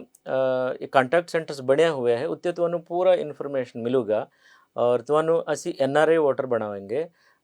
ਸਾਡਾ ਇਲੈਕਟੋਰਲ ਰੋਲ ਦੇ ਵਿੱਚ NRI ਵਾਸਤੇ ਇੱਕ ਲਾਸਟ ਕਾਲਮ ਹੁੰਦਾ ਹੈ, ਉਹਦੇ ਵਿੱਚ ਇਹਨਾਂ ਦਾ ਇੱਕ ਸਪੈਸ਼ਲ ਤਰੀਕਾ ਹੈ, ਤਾਂ ਕਿ ਅਸੀਂ ਵੀ ਚਾਹੁੰਦੇ ਹਾਂ ਸਾਡੇ ਵੋਟਰ ਜਿੰਨਾ ਵੀ ਹੈ ਬਾਹਰ ਹੈ, ਉਹ ਚੋਣ ਦੀ ਦੌਰਾਨ ਚੋਣ ਕੀ ਹੈ? ਚੋਣ ਇੱਕ ਫੈਸਟੀਵਲ ਹੈ ਇੰਡੀਆ ਦੇ ਵਿੱਚ, ਇਸ ਨੂੰ ਅਸੀਂ ਕਹਿੰਦੇ ਹਾਂ ਮਹਾ ਤਿਉਹਾਰ। ਇਸ ਮਹਾ ਤਿਉਹਾਰ ਦੇ ਵਿੱਚ ਤੁਸੀਂ ਜ਼ਰੂਰ ਆਉਣਾ ਚਾਹੀਦਾ, ਇੱਥੇ ਪਾਰਟਿਸਿਪੇਟ ਕਰਨਾ ਚਾਹੀਦਾ। ਇੱਥੇ ਬਹੁਤ ਹੀ ਵੈਰੀ ਕਲਰਫੁਲ ਹੈ ਇਲੈਕਸ਼ਨ, ਐਵਰੀਬਡੀ ਇੰਜੋਇਸ ਉਸ ਵਿੱਚ ਪਾਰਟਿਸਿਪੇਟ ਕਰਨਾ ਚਾਹੁੰਦਾ, ਉਹਨਾਂ ਦਾ ਪਾਵਰ ਨੂੰ ਐਕਸਰਸਾਈਜ਼ ਕਰਨਾ ਚਾਹੁੰਦੇ ਹੈ। ਮੈਂ ਬਹੁਤ ਸਿੰਸੀਅਰਲੀ ਚਾਹੁੰਦਾ ਹਾਂ NRI ਜਿੰਨਾ ਵੀ ਹੈ ਬਾਹਰ ਮੁਲਕਾਂ ਦੇ ਵਿੱਚ ਹੈ, ਅਗਰ ਤੁਸੀਂ ਹੁਣ ਵੀ ਸਾਡਾ ਭਾਰਤ ਦੀ ਨਾਗਰਿਕ ਦਾ ਪਾਸਪੋਰਟ ਹੈ ਤੁਹਾਡੇ ਕੋਲ, ਸਾਨੂੰ ਕੰਟੈਕਟ ਕਰੋ, ਤੁਹਾਨੂੰ ਅਸੀਂ ਵੋਟਰ ਬਣਾਵਾਂਗੇ। ਔਰ ਇਲੈਕਸ਼ਨ ਦੀ ਵੇਲੇ ਤੁਹਾਨੂੰ ਮੈਂ ਵਿਸ਼ੇਸ਼ ਤੌਰ 'ਤੇ ਸਵਾਗਤ ਕਰਾਂਗਾ, ਆਓ ਜ਼ਰੂਰ। ਔਰ ਜਿਹੜੇ ਵੀ ਪਿੰਡ ਦੇ ਵਿੱਚ ਮੈਨੂੰ ਮਾੜਾ ਜਿਹੀ ਇਨਫੋਰਮੇਸ਼ਨ ਦਿਓ ਤੁਸੀਂ, ਅਸੀਂ ਫਿਰ ਤੁਹਾਨੂੰ ਉੱਥੇ ਬੂਥ ਦੇ ਵਿੱਚ ਕਿਸ ਤਰੀਕਾ ਤੁਹਾਨੂੰ ਐਸਾ ਲੱਗਣਾ ਚਾਹੀਦਾ, ਠੀਕ ਹੈ ਤੁਸੀਂ ਉਹਨਾਂ ਦੂਰੋਂ ਆਏ ਹੋ, ਇਹ ਸਾਰੀ ਅਸੀਂ ਇੰਤਜ਼ਾਮ ਕਰ ਸਕਦੇ ਹਾਂ। ਲੇਕਿਨ ਤੁਸੀਂ ਸਭ ਤੋਂ ਪਹਿਲਾਂ ਵੋਟਰ ਬਣ ਜਾਓ। ਨਾਰਮਲੀ ਕੀ ਹੁੰਦਾ ਹੈ, ਜਿੰਨਾ ਵੀ ਸਾਡੇ ਨੌਜਵਾਨ ਵਗੈਰਾ ਪੜ੍ਹਨ ਵਾਸਤੇ ਗਏ ਹੈ, ਉਹ ਨਾਰਮਲ ਵੋਟਰ ਬਣ ਕੇ ਚਲੇ ਗਏ ਹਨ, ਲੇਕਿਨ ਤੁਸੀਂ NRI ਕਾਲਮ ਦੇ ਵਿੱਚ ਆਪਣਾ ਦਰਜ ਨਹੀਂ ਕੀਤਾ। ਲੇਕਿਨ ਅਸੀਂ ਚਾਹੁੰਦੇ ਹਾਂ ਤਾਂ ਕਿ ਸਾਨੂੰ ਪਤਾ ਚੱਲ ਜਾਏਗਾ ਤੁਹਾਨੂੰ ਸਪੈਸ਼ਲ ਇੰਤਜ਼ਾਮ ਅਸੀਂ ਕੀ ਕਰਨਾ ਚਾਹੀਦਾ, ਤੁਸੀਂ ਸਾਨੂੰ ਮੈਸੇਜ ਕੀ ਕਰਨਾ ਚਾਹੁੰਦੇ ਹੋ। ਇਹ ਇੱਕ ਸਪੈਸ਼ਲ ਇੱਕ ਕਮਿਊਨੀਕੇਸ਼ਨ ਹੋ ਜਾਊਗਾ। ਇਸ ਸਪੈਸ਼ਲ ਪ੍ਰੋਵੀਜ਼ਨ ਨੂੰ ਤੁਸੀਂ ਯੂਜ਼ ਕਰੋ ਔਰ ਤੁਸੀਂ ਵੋਟਰ ਬਣ ਜਾਓ, NRI ਵੋਟਰ ਬਣੋ, ਔਰ ਤੁਹਾਨੂੰ ਅਸੀਂ ਮੈਂ ਸਪੈਸ਼ਲੀ ਪੂਰਾ ਇੰਤਜ਼ਾਮਾਤ ਕਰਾਂਗੇ। ਜੀ ਡਾਕਟਰ ਸਾਹਿਬ, ਤੁਸੀਂ NRIs ਸਾਡੇ ਵੀਰਾਂ ਨੂੰ ਚਾਨਣਾ ਪਾਇਆ ਕਿ ਉਹ ਕਿਸ ਤਰ੍ਹਾਂ ਵਿਦੇਸ਼ਾਂ ਦੀ ਧਰਤੀ 'ਤੇ ਬਹਿ ਕੇ ਉੱਥੇ ਬੈਠੇ ਹੀ ਆਪਣੀ ਵੋਟ ਬਣਾ ਸਕਦੇ ਆ, ਅਤੇ ਉਹ NRI ਕਾਲਮ ਦੇ ਵਿੱਚ ਜਾ ਕੇ ਜਿਹੜੇ ਸਟੂਡੈਂਟਸ ਵੀ ਗਏ ਹੋਏ ਨੇ ਫਾਰਮ 6A, ਹਾਂ ਫਾਰਮ 6 ਹੈ ਇਹ 6 ਫਾਰਮ ਨੰਬਰ 6 ਨया ਵੋਟਰ ਬਣਾਉਣ ਦੇ, ਔਰ 6A NRI ਵੋਟਰ ਵਾਸਤੇ। ਇਹਨਾਂ ਨੂੰ NRI ਵੋਟਰ, NRI ਤੁਹਾਡੇ ਬੋਲਚਾਲ ਭਾਸ਼ਾ ਵਿੱਚ ਮੈਂ ਤੁਹਾਨੂੰ ਕਹਿਣ ਦੀ ਕੋਸ਼ਿਸ਼ ਕਰ ਰਹੇ ਹਾਂ, ਐਕਚੁਅਲੀ ਸੀ ਪ੍ਰਵਾਸੀ ਇੰਡੀਅਨਸ ਹੈ, ਓਵਰਸੀਜ਼ ਇੰਡੀਅਨਸ ਹੈ। ਓਵਰਸੀਜ਼ ਇੰਡੀਅਨਸ ਸਾਡਾ ਇੰਡੀਅਨਸ ਨੇ ਓਵਰਸੀਜ਼ ਦੇ ਵਿੱਚ ਰਹਿ ਰਹੇ ਹੈ, ਆਮ ਬੋਲਚਾਲ ਭਾਸ਼ਾ ਦੇ ਵਿੱਚ ਅਸੀਂ NRI ਵੋਟਰਸ ਕਹਿ ਰਹੇ ਹਾਂ। ਮੈਂ ਸੀਰੀਅਸਲੀ ਔਰ ਸਿੰਸੀਅਰਲੀ ਮੈਂ ਵੈਲਕਮ ਕਰਦਾ, ਤੁਸੀਂ ਸਾਨੂੰ ਕੰਟੈਕਟ ਕਰੋ, NRI ਵੋਟਰ ਬਣੋ। ਇਹ ਹੈਲਪਲਾਈਨ ਨੰਬਰ ਤੁਸੀਂ ਇੱਕ ਵਾਰੀ, ਹੈਲਪਲਾਈਨ ਨੰਬਰ ਹੈ 1950, ਇਹ 1950 ਹੈ 1950, ਇਹ ਮੁਫਤ ਹੈ, ਤੁਸੀਂ ਕਾਲ ਕਰ ਸਕਦੇ ਹੋ। ਮੇਰਾ ਮੋਬਾਈਲ ਨੰਬਰ ਲਓ, ਉੱਤੇ ਵੀ ਤੁਸੀਂ ਕਾਲ ਕਰ ਸਕਦੇ ਹੋ, ਮੋਬਾਈਲ ਇਹ ਮੈਸੇਜ ਕਰ ਸਕਦੇ ਹੋ। ਔਰ ਸਾਡਾ BLO ਸਾਹਿਬਾਨ ਦੀ ਨੰਬਰ ਵੀ ਅਸੀਂ ਨੈੱਟ 'ਤੇ 'ਚ ਰੱਖੇ, ਉਹਨਾਂ ਦਾ ਕਾਲ ਕਰ ਸਕਦੇ ਹੋ। ਇੱਕ ਪੋਰਟਲ ਹੈ NVSP ਪੋਰਟਲ ਹੈ, ਉੱਤੇ ਵੀ ਤੁਸੀਂ ਤੁਹਾਡਾ ਮੇਲ ਵਗੈਰਾ ਪਾ ਸਕਦੇ ਹੋ। ਤੁਹਾਨੂੰ ਵੇਰੀਅਸ ਚੈਨਲਸ ਅਸੀਂ ਤੁਹਾਨੂੰ ਅਵੇਲੇਬਲ ਕਰਵਾਈਏ ਜਾ ਰਹੇ, ਤੁਸੀਂ ਯੂਜ਼ ਕਰੋ ਔਰ ਸਾਡੇ ਨਾਲ ਰਾਬਤਾ ਕਾਇਮ ਕਰੋ। ਔਰ ਅਸੀਂ ਵੀ ਕੋਸ਼ਿਸ਼ ਕਰਦੇ ਹਾਂ ਤੁਹਾਨੂੰ ਅਸੀਂ ਰੀਚ ਕਰਨ ਲਈ, ਔਰ ਇੱਕ ਦੂਜਿਆਂ ਨੂੰ ਫਿਰ ਮਿਲ ਕੇ ਸਾਡਾ ਇਲੈਕਟੋਰਲ ਰੋਲਸ ਦੇ ਵਿੱਚ NRI ਵੋਟਰਸ ਸਾਡਾ ਸੰਖਿਆ ਵਧਣਾ ਚਾਹੀਦਾ ਮੇਰੇ ਹਿਸਾਬ ਦੇ ਨਾਲ। ਡਾਕਟਰ ਸਾਹਿਬ, NRI ਵੀਰ ਸਾਡੇ ਤੁਹਾਨੂੰ ਸੁਣ ਰਹੇ ਨੇ। NRI ਉਤਸ਼ਾਹ ਬਹੁਤ ਹੁੰਦਾ NRIs ਦੇ ਵਿੱਚ, ਸਾਡੇ ਪ੍ਰਵਾਸੀ ਵੀਰਾਂ ਦੇ ਵਿੱਚ ਪੰਜਾਬ ਦੀਆਂ ਚੋਣਾਂ ਪ੍ਰਤੀ ਬੜਾ ਉਹ ਰੌਚਕ ਤਰੀਕੇ ਨਾਲ ਉਹਨੂੰ ਦੇਖਦੇ ਨੇ, ਇੰਟਰਸਟ ਹੁੰਦਾ, ਕਿਉਂਕਿ ਉਹ ਚਾਹੁੰਦੇ ਨੇ ਕਿ ਸਾਡੇ ਪੰਜਾਬ ਦੇ ਵਿੱਚ ਕੁਝ ਸੁਧਾਰ ਹੋਵੇ, ਲੋਕ ਆਪਣੀ ਵੋਟ ਦੀ ਵਰਤੋਂ ਕਰਨ। ਤੇ ਪਰ ਜਦੋਂ ਵੋਟ ਪਾਉਣ ਦੀ ਵਾਰੀ ਆਉਂਦੀ ਆ ਤੇ ਕਿਤੇ ਨਾ ਕਿਤੇ ਉਹਨਾਂ ਦਾ ਜਿਹੜਾ ਉਤਸ਼ਾਹ ਉਹ ਮੱਠਾ ਜਾ ਪੈ ਜਾਂਦਾ। ਤੇ ਇਹਦੇ ਲਈ ਤੁਸੀਂ ਜਿੱਦਾਂ ਅਪੀਲ ਕੀਤੀ ਹੈ ਕਿ ਆਉਣ, ਤੁਸੀਂ ਉਹਨਾਂ ਦਾ ਵਿਸ਼ੇਸ਼ ਸਵਾਗਤ ਕਰੋਗੇ, ਇਹ ਇੱਕ ਤੁਹਾਡਾ ਚੰਗਾ ਕਦਮ ਹੈ। ਹੁਣ ਆਪਾਂ ਚੱਲਦੇ ਹਾਂ ਜੀ ਡਾਕਟਰ ਸਾਹਿਬ, ਜਿਵੇਂ ਮਾਝਾ ਮਾਲਵਾ ਪੰਜਾਬ ਦੇ 3 ਹਿੱਸਿਆਂ ਦੇ ਵਿੱਚ ਆਪਾਂ ਵੋਟਰ ਨੂੰ ਵੰਡਦੇ ਹਾਂ। ਮਾਝੇ ਦੇ ਵਿੱਚ ਕਿੰਨੇ ਵੋਟਰ ਨੇ ਜੀ? ਤੇ ਓਵਰਆਲ ਪੰਜਾਬ ਦੇ ਵਿੱਚ ਇੱਕ ਮੇਰਾ ਪੁਆਇੰਟ ਇਹ ਵੀ ਹੈ ਜੀ, ਓਵਰਆਲ ਪੰਜਾਬ ਦੇ ਵਿੱਚ ਮਹਿਲਾ ਵੋਟਰ ਕਿੰਨੇ ਨੇ, ਔਰਤ ਸਾਡੇ ਭੈਣਾਂ ਭਰਾ ਕਿੰਨੇ, ਮਤਲਬ ਉਹਨਾਂ ਦੀ ਜਿਹੜੀ ਵੋਟਰ ਪਰਸੈਂਟੇਜ ਆ ਉਹ ਕਿੰਨੀ ਹੈ ਜੀ? ਮੈਂ ਦੱਸਦਾ। ਪੰਜਾਬ ਨਾਰਮਲੀ ਜਿਓਗ੍ਰਾਫਿਕਲ ਅਸੀਂ ਵੰਡਿਆ ਹੋਇਆ ਹੈ, ਮਾਝਾ ਮਾਲਵਾ ਦੋਬਾ ਜੀ। ਮਾਲਵਾ ਦੀ ਸਾਈਜ਼ ਜ਼ਿਆਦਾ ਹੈ, ਇਹਦੇ ਵਿੱਚ 69 ਅਸੈਂਬਲੀ ਹਲਕੇ ਇਸ ਮਾਲਵਾ ਦੇ ਵਿੱਚ ਹੈ ਜੀ। ਕਾਫੀ ਜ਼ਿਲ੍ਹਾ ਇਹਦੇ ਵਿੱਚ ਪੈਂਦਾ ਹੈ, ਖਾਸ ਕਰਕੇ 15 ਜ਼ਿਲ੍ਹਾ ਇਸ ਮਾਲਵਾ ਦੇ ਵਿੱਚ ਪੈਂਦਾ ਹੈ ਜੀ। ਔਰ ਮਾਝਾ ਦੇ ਵਿੱਚ 25 ਅਸੈਂਬਲੀ ਹਲਕੇ ਹੈ ਜੀ, ਇਹਦੇ ਵਿੱਚ ਪੈਂਦਾ ਹੈ। ਔਰ ਬਾਕੀ 23 ਅਸੈਂਬਲੀ ਹਲਕਾ ਪੈਂਦਾ ਹੈ ਦੋਬਾ ਦੇ ਵਿੱਚ ਜੀ। ਕਿਉਂਕਿ ਸਾਡਾ ਤਿਆਰੀਆਂ ਵੀ ਇਸੀ ਪ੍ਰੋਪੋਰਸ਼ਨ ਦੇ ਵਿੱਚ, ਕੋਸ਼ਿਸ਼ਾਂ ਆਪਣਾ ਤਿਆਰੀਆਂ ਇਸੀ ਨੰਬਰ ਨੂੰ ਵੇਖਦੇ ਹੋਏ ਫਿਰ ਅਸੀਂ ਕਰਦੇ ਹਾਂ। ਪੂਰਾ ਮੁਕੰਮਲ ਤਰੀਕਾ ਹੁੰਦਾ ਹੈ ਇਲੈਕਸ਼ਨ ਦਾ। ਉੱਥੇ ਜਿਹੜੇ ਵੀ ਜਿਓਗ੍ਰਾਫਿਕਲ ਕੰਡੀਸ਼ਨ ਦੇ ਨਾਲ ਅਵੇਲੇਬਿਲਿਟੀ ਆਫ ਇਨਫਰਾਸਟਰਕਚਰ ਔਰ ਅਵੇਲੇਬਿਲਿਟੀ ਆਫ ਸਟਾਫ, ਕਿਉਂਕਿ ਚੋਣ ਕਰਾਉਣ ਦੀ ਵੇਲੇ ਜਿਹੜੇ ਜਿਸ ਦਿਨ ਚੋਣ ਹੁੰਦਾ ਹੈ ਲਗਭਗ 2.5 ਲੱਖ ਕਰਮਚਾਰੀ ਕੰਮ ਕਰਦਾ ਹੈ ਇੱਕ ਹੀ ਦਿਨ, ਸਵੇਰ ਤੋਂ ਲੈ ਕੇ ਸ਼ਾਮ ਤੱਕ 2.5 ਲੱਖ ਕਰਮਚਾਰੀ ਇਸ ਕੰਮ ਦੇ ਵਿੱਚ ਲੱਗੇ ਹੋਏ, ਤਾਂ ਜਾ ਕੇ ਫਿਰ ਸਾਡਾ EVM ਦੀ ਰਾਹੀਂ ਵੋਟ ਪੈਂਦਾ ਹੈ ਔਰ ਬਾਅਦ 'ਚ ਗਿਣਤੀ ਹੁੰਦਾ ਹੈ। ਔਰ ਸਾਡਾ ਪੰਜਾਬ ਦੀ ਵੋਟਰਸ ਦੀ ਸੰਖਿਆ ਮੈਂ ਤੁਹਾਨੂੰ ਪਹਿਲੇ ਹੀ ਸ਼ੇਅਰ ਕੀਤਾ, 2 ਕਰੋੜ 9 ਲੱਖ ਦੇ ਉੱਤੇ ਵੋਟਰਸ ਨੇ। ਹੁਣ ਤੋਂ ਔਰ ਵੱਧ ਜੂਗਾ, ਅਭੀ ਕੰਮ ਚੱਲ ਰਿਹਾ ਹੈ। ਔਰ ਇਹਦੇ ਵਿੱਚ ਪੁਰਸ਼ ਦੀ ਮੇਲ ਦੀ ਗਿਣਤੀ ਹੈ ਮਾੜਾ ਜਿਹਾ ਜ਼ਿਆਦਾ ਹੈ, 1 ਕਰੋੜ 1 ਲੱਖ ਦੀ, ਔਰ ਵਿਮਨ ਦੀ ਥੋੜਾ ਸਾ ਘੱਟ ਨੇ 99 ਲੱਖ ਦੀ। ਇਸ ਕਰਕੇ ਅਪੀਲ ਕਰ ਰਹੇ ਵਿਮਨ ਜ਼ਿਆਦਾ ਸੇ ਜ਼ਿਆਦਾ ਸੰਖਿਆ ਮੇਂ ਰਜਿਸਟ੍ਰੇਸ਼ਨ ਕਰੋ। ਕਰ ਦੇ ਵਿੱਚ ਅਸੀਂ ਆ ਰਹੇ, ਤੁਹਾਡਾ ਦਰਵਾਜ਼ੇ ਵਿੱਚ ਅਸੀਂ ਆ ਰਹੇ। BLO ਸਾਹਿਬਾਨ ਆਉਂਦੇ ਹੈ, BLO ਸਾਹਿਬਾਨ ਉਹਨਾਂ ਦਾ ਟੀਚਿੰਗ ਕੰਮ ਕਰਦੇ ਹੋਏ ਨਾਲ ਸਾਡਾ ਇਲੈਕਟੋਰਲ ਰੋਲ ਨੂੰ ਪਿਓਰ ਸੁੱਚਾ ਕਰਨ ਦੀ ਕੋਸ਼ਿਸ਼ ਕਰੀ ਜਾ ਰਹੇ। ਤੁਸੀਂ ਵੀ ਸਾਡਾ ਹੱਥ ਨੂੰ ਮਜ਼ਬੂਤ ਕਰੋ। ਔਰ ਯੰਗ ਵੋਟਰਸ ਨੇ ਖਾਸ ਕਰਕੇ, ਤੁਸੀਂ ਵੀ ਕਾਲਜਾਂ ਵਿੱਚ ਪੜ੍ਹਦੇ ਹੋ ਜਾਂ ਕੋਈ IELTS ਕੋਚਿੰਗ ਦੇ ਵਿੱਚ ਤੁਸੀਂ ਪੜ੍ਹ ਰਹੇ ਹੋ ਜਾਂ ਕਿਤੇ ਵੀ ਨੌਕਰੀ ਕਰਨ ਲਈ ਇੱਧਰ ਉੱਧਰ ਕਹੀਂ ਗਏ ਹੋ, ਤੁਸੀਂ ਵੋਟਰ ਬਣੋ। ਵੋਟਰ ਬਣਨ ਤੋਂ ਤੁਹਾਡਾ ਇੰਪੋਰਟੈਂਸ ਬਹੁਤ ਵੱਧ ਜੂਗਾ। ਹਰੇਕ ਬੰਦਾ ਤੁਹਾਨੂੰ ਸਲਾਮ ਮਾਰੇਗਾ, ਕਿਉਂਕਿ ਤੁਹਾਡਾ ਡਿਗਨਿਟੀ ਵੀ ਉਹਨਾਂ ਦੇ ਨਾਲ ਹੈ, ਮਾਣ ਵੀ ਹੈ, ਪਾਵਰ ਵੀ ਹੈ। ਪਤਾ ਹੈ ਤੁਹਾਡੇ ਵੋਟ ਦੇ ਰਾਹੀਂ ਕਾਨੂੰਨ ਬਣਦਾ ਹੈ। ਇਸ ਦਾ ਮਤਲਬ ਹੈ ਤੁਸੀਂ ਕਾਨੂੰਨ ਬਣਾਉਣ ਵਾਸਤੇ ਇੱਕ ਬੰਦਾ ਨੂੰ ਤਿਆਰ ਕਰਨ ਜਾ ਰਹੇ। ਦੇਖੋ ਕਿੰਨਾ ਵੱਡਾ ਸ਼ਕਤੀ ਦੇ ਵਿੱਚ ਛੁਪੇ ਹੋਏ। ਡਾਕਟਰ ਸਾਹਿਬ, ਇੱਕ ਲੋਕਾਂ ਦੇ ਵਿੱਚ ਜਦੋਂ ਦੀਆਂ ਪਹਿਲਾਂ ਤਾਂ ਬੈਲਟ ਪੇਪਰ ਰਾਹੀਂ ਵੋਟਾਂ ਪੈਂਦੀਆਂ ਸੀ, ਪੇਟੀਆਂ ਦੇ ਵਿੱਚ ਬੰਦ ਹੁੰਦੀਆਂ ਸੀ ਪੁਰਾਣੇ ਸਮੇਂ ਦੇ ਵਿੱਚ।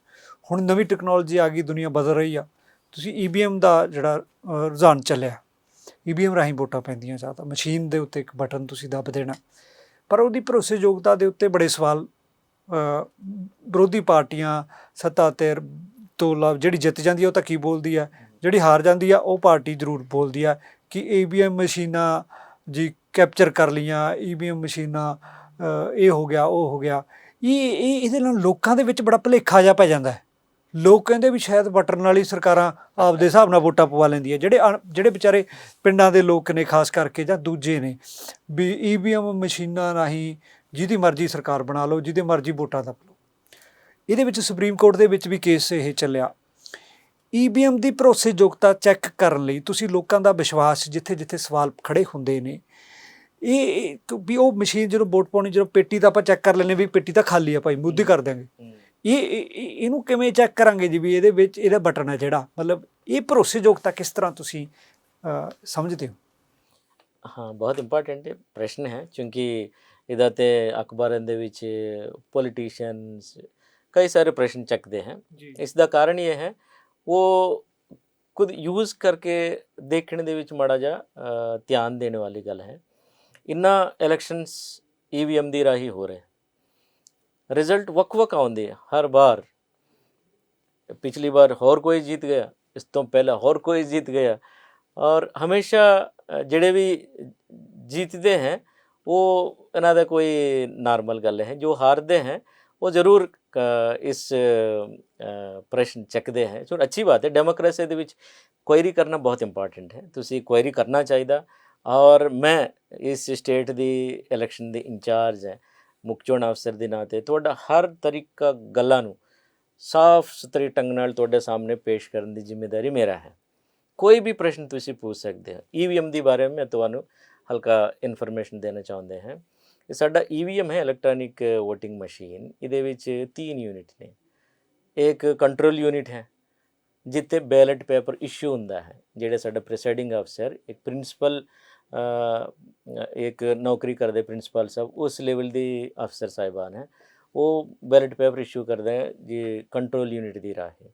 ਔਰ ਉਸ ਦੇ ਬਾਅਦ ਤੁਸੀਂ ਬੈਲਟ ਯੂਨਿਟ ਦੀ ਉੱਤੇ ਜਾ ਕੇ ਵੋਟ ਜਿੱਥੇ ਤੁਹਾਡਾ ਮਰਜ਼ੀ ਦੀ ਕੈਂਡੀਡੇਟ ਦੇ ਸਾਹਮਣੇ ਜਿਹੜੇ ਵੀ ਬਟਨ ਹੈ ਉਸ ਨੂੰ ਦਬ ਕੇ ਵੋਟ ਪਾਉਂਦੇ ਹੋ।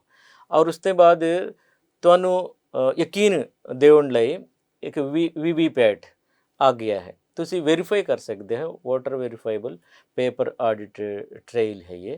उसमें देख सकते हैं एक वीवीपैट भी रखा हुआ है। जो पिछली बार साडा पंजाब पार्लीमेंट इलैक्शन होया सी 2019 ਦੇ ਵਿੱਚ ਤਾਂ 23,211 ਬੂਥਾਂ ਦੇ ਵਿੱਚ ਅਸੀਂ ਇਹ ਵੀਵੀਪੈਟ ਨੂੰ ਲਗਾਏ ਹੋਇਆ।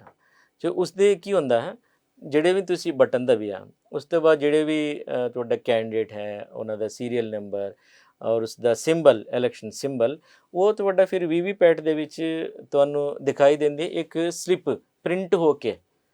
ਉਹ ਤੁਹਾਡਾ ਅੱਖਾਂ ਦੇ ਸਾਹਮਣੇ ਦਿਸਦੀ ਹੈ ਉਸ ਵਿੰਡੋ ਦੇ ਵਿੱਚ। 8 ਸੈਕਿੰਡ ਦੀ ਹੈ, ਤੁਸੀਂ ਦੇਖ ਸਕਦੇ ਹੋ। ਔਰ ਦੇਖਣ ਤੋਂ ਬਾਅਦ ਤਸੱਲੀ ਹੋ ਗਿਆ ਔਰ ਉਹ ਕੱਟ ਕੇ ਉਸੇ ਡੱਬੇ ਦੇ ਵਿੱਚ ਫਿਰ ਡਿੱਗ ਪੈ ਜਾਂਦੀ ਹੈ, ਕਲੈਕਸ਼ਨ ਹੋ ਹੀ ਜਾਂਦੇ ਉਹਦੇ ਵਿੱਚ। ਮੀਨਸ ਤੁਸੀਂ ਦੇਖ ਸਕਦੇ ਮੈਂ ਫਲਾਣਾ ਮੇਰਾ ਜਿਹੜੇ ਵੀ ਪਸੰਦੀਦਾ ਕੈਂਡੀਡੇਟ ਹੈ ਉਸ ਨੂੰ ਮੈਂ ਵੋਟ ਪਾਇਆ, ਉਹਨਾਂ ਦਾ ਸਿੰਬਲ ਇਹ ਹੈ। ਤੁਸੀਂ ਵੈਰੀਫਾਈ ਕਰ ਸਕਦੇ, ਦੇਖ ਸਕਦੇ, ਯਕੀਨ ਤੁਸੀਂ ਦੇਖ ਸਕਦੇ ਠੀਕ ਹੈ ਮੇਰਾ ਆ ਗਿਆ। ਕਿਉਂਕਿ ਇੰਨਾ ਜ਼ਿਆਦਾ ਤੁਹਾਡਾ ਅੱਖਾਂ ਦੇ ਸਾਹਮਣੇ ਜਿਵੇਂ ਬੈਲਟ ਪੇਪਰ ਦੇ ਵਿੱਚ ਤੁਸੀਂ ਆਪਣਾ ਮੋਹਰ ਲਗਾਏ ਜਾ ਰਹੇ, ਇਸੇ ਤਰੀਕੇ ਤੁਸੀਂ ਬਟਨ ਦਬਾਇਆ ਔਰ ਉਸ ਤੋਂ ਬਾਅਦ ਉਹ ਵੀਵੀਪੈਟ ਦੀ ਵਿੰਡੋ ਦੇ ਵਿੱਚ ਇੱਕ ਪੇਪਰ ਦੇ ਵਿੱਚ ਪ੍ਰਿੰਟ ਹੋ ਕੇ ਆਉਂਦੇ ਹੈ ਤੁਹਾਡੇ ਸਾਹਮਣੇ। ਔਰ ਉਸ ਤੋਂ ਬਾਅਦ ਲੋਕ ਆਈ ਜਾਂਦਾ ਹੈ, ਉਹਨਾਂ ਦਾ ਤਸੱਲੀ ਹੋ ਜਾਂਦਾ ਹੈ। ਔਰ ਇਹਦੇ ਵਿੱਚ ਟੈਕਨੀਕਲ ਚੀਜ਼ ਇਹ ਹੈ, ਇਹ ਈਵੀਐਮ ਹੈ, ਇਹਦੇ ਵਿੱਚ ਕੋਈ ਨਾ ਰਿਸੀਵਰ ਹੈ ਨਾ ਟਰਾਂਸਮਿਟਰ ਹੈ। ਇਹ ਕੋਈ ਨਾ ਰਿਸੀਵਰ ਹੁੰਦਾ ਹੈ ਇਹਦੇ, ਨਾ ਕੋਈ ਟਰਾਂਸਮਿਟਰ ਹੁੰਦਾ ਹੈ। ਈਵੀਐਮ ਨੂੰ ਨਾਰਮਲੀ ਕੀ ਸਮਝਦੇ हैं, ये कोई मोबाइल नुमा इंस्ट्रूमेंट समझते हैं, लेकिन बिल्कुल ही गलत धारणा है, ये गलत अंडरस्टैंडिंग है। ईवीएम है एक काउंटिंग कंप्यूटिंग वाली है, एक कैलकुलेटर नुमा चीज़ें हैं। ये विच सिर्फ काउंटिंग करने लिए है और ना इसमें डिलीट नहीं कर सकते हो। पूरा डिलीट करना तो एंटायर डेटा डिलीट करना पैंदा है। एक एक कला कला डिलीशन का ये नहीं है। ये प्लस ही होंदा है, plus vote plus vote plus vote plus ਜਿਹੜੇ ਵੀ ਕੈਂਡੀਡੇਟ ਦੀ। ਔਰ ਇਹਦੇ ਵਿੱਚ ਜਿਹਦੇ ਵਿੱਚ ਚਿਪ ਲਗਾਇਆ ਜਾਂਦਾ ਹੈ ਵਨ ਟਾਈਮ ਐਮਬੈਡਡ ਹੈ। ਇੱਕ ਜਿਹੜੇ ਵਿੱਚ ਐਮਬੈਡ ਕੀਤਾ ਜਾਂਦਾ ਹੈ ਉਹਦੇ ਵਿੱਚ ਫੋਰਸਬਲੀ ਐਮਬੈਡਡ ਕੀਤੀ ਜਾਂਦੀ, ਉਸ ਨੂੰ ਕੋਈ ਟੱਚ ਵੀ ਨਹੀਂ ਕਰ ਸਕਦਾ। ਅਗਰ ਕੋਈ ਵੀ ਟੱਚ ਕਰਦਾ ਹੈ ਐਰਰ ਦਿਖਾਇਆ ਜਾਂਦਾ ਮਸ਼ੀਨ। ਔਰ ਇਸ ਮਸ਼ੀਨ ਨੂੰ ਅਸੀਂ 5 ਲੈਵਲ ਆਫ ਸਿਕਿਉਰਿਟੀ ਵਿੱਚ ਰੱਖਦੇ ਹਾਂ। 5 ਲੈਵਲ ਸਿਕਿਉਰਿਟੀ ਜਿੱਥੇ ਵੀ ਈਵੀਐਮ ਮਸ਼ੀਨ ਹੈ ਉਸ ਮਸ਼ੀਨ ਦਾ ਸੁਰੱਖਿਆ ਆਪਣਾ ਪੈਰਾਮਿਲਟਰੀ ਫੋਰਸਿਸ ਜਿਹਦੇ ਵੀ ਇਲੈਕਸ਼ਨ ਨਹੀਂ ਹੈ, ਸਾਡਾ ਸਟੇਟ ਆਰਮਡ ਪੁਲਿਸ ਉਹ ਰੱਖਦਾ। ਇੱਕ ਸੈਕਸ਼ਨ ਪੁਲਿਸ ਹਮੇਸ਼ਾ ਉੱਤੇ ਰਹਿੰਦਾ ਹੈ।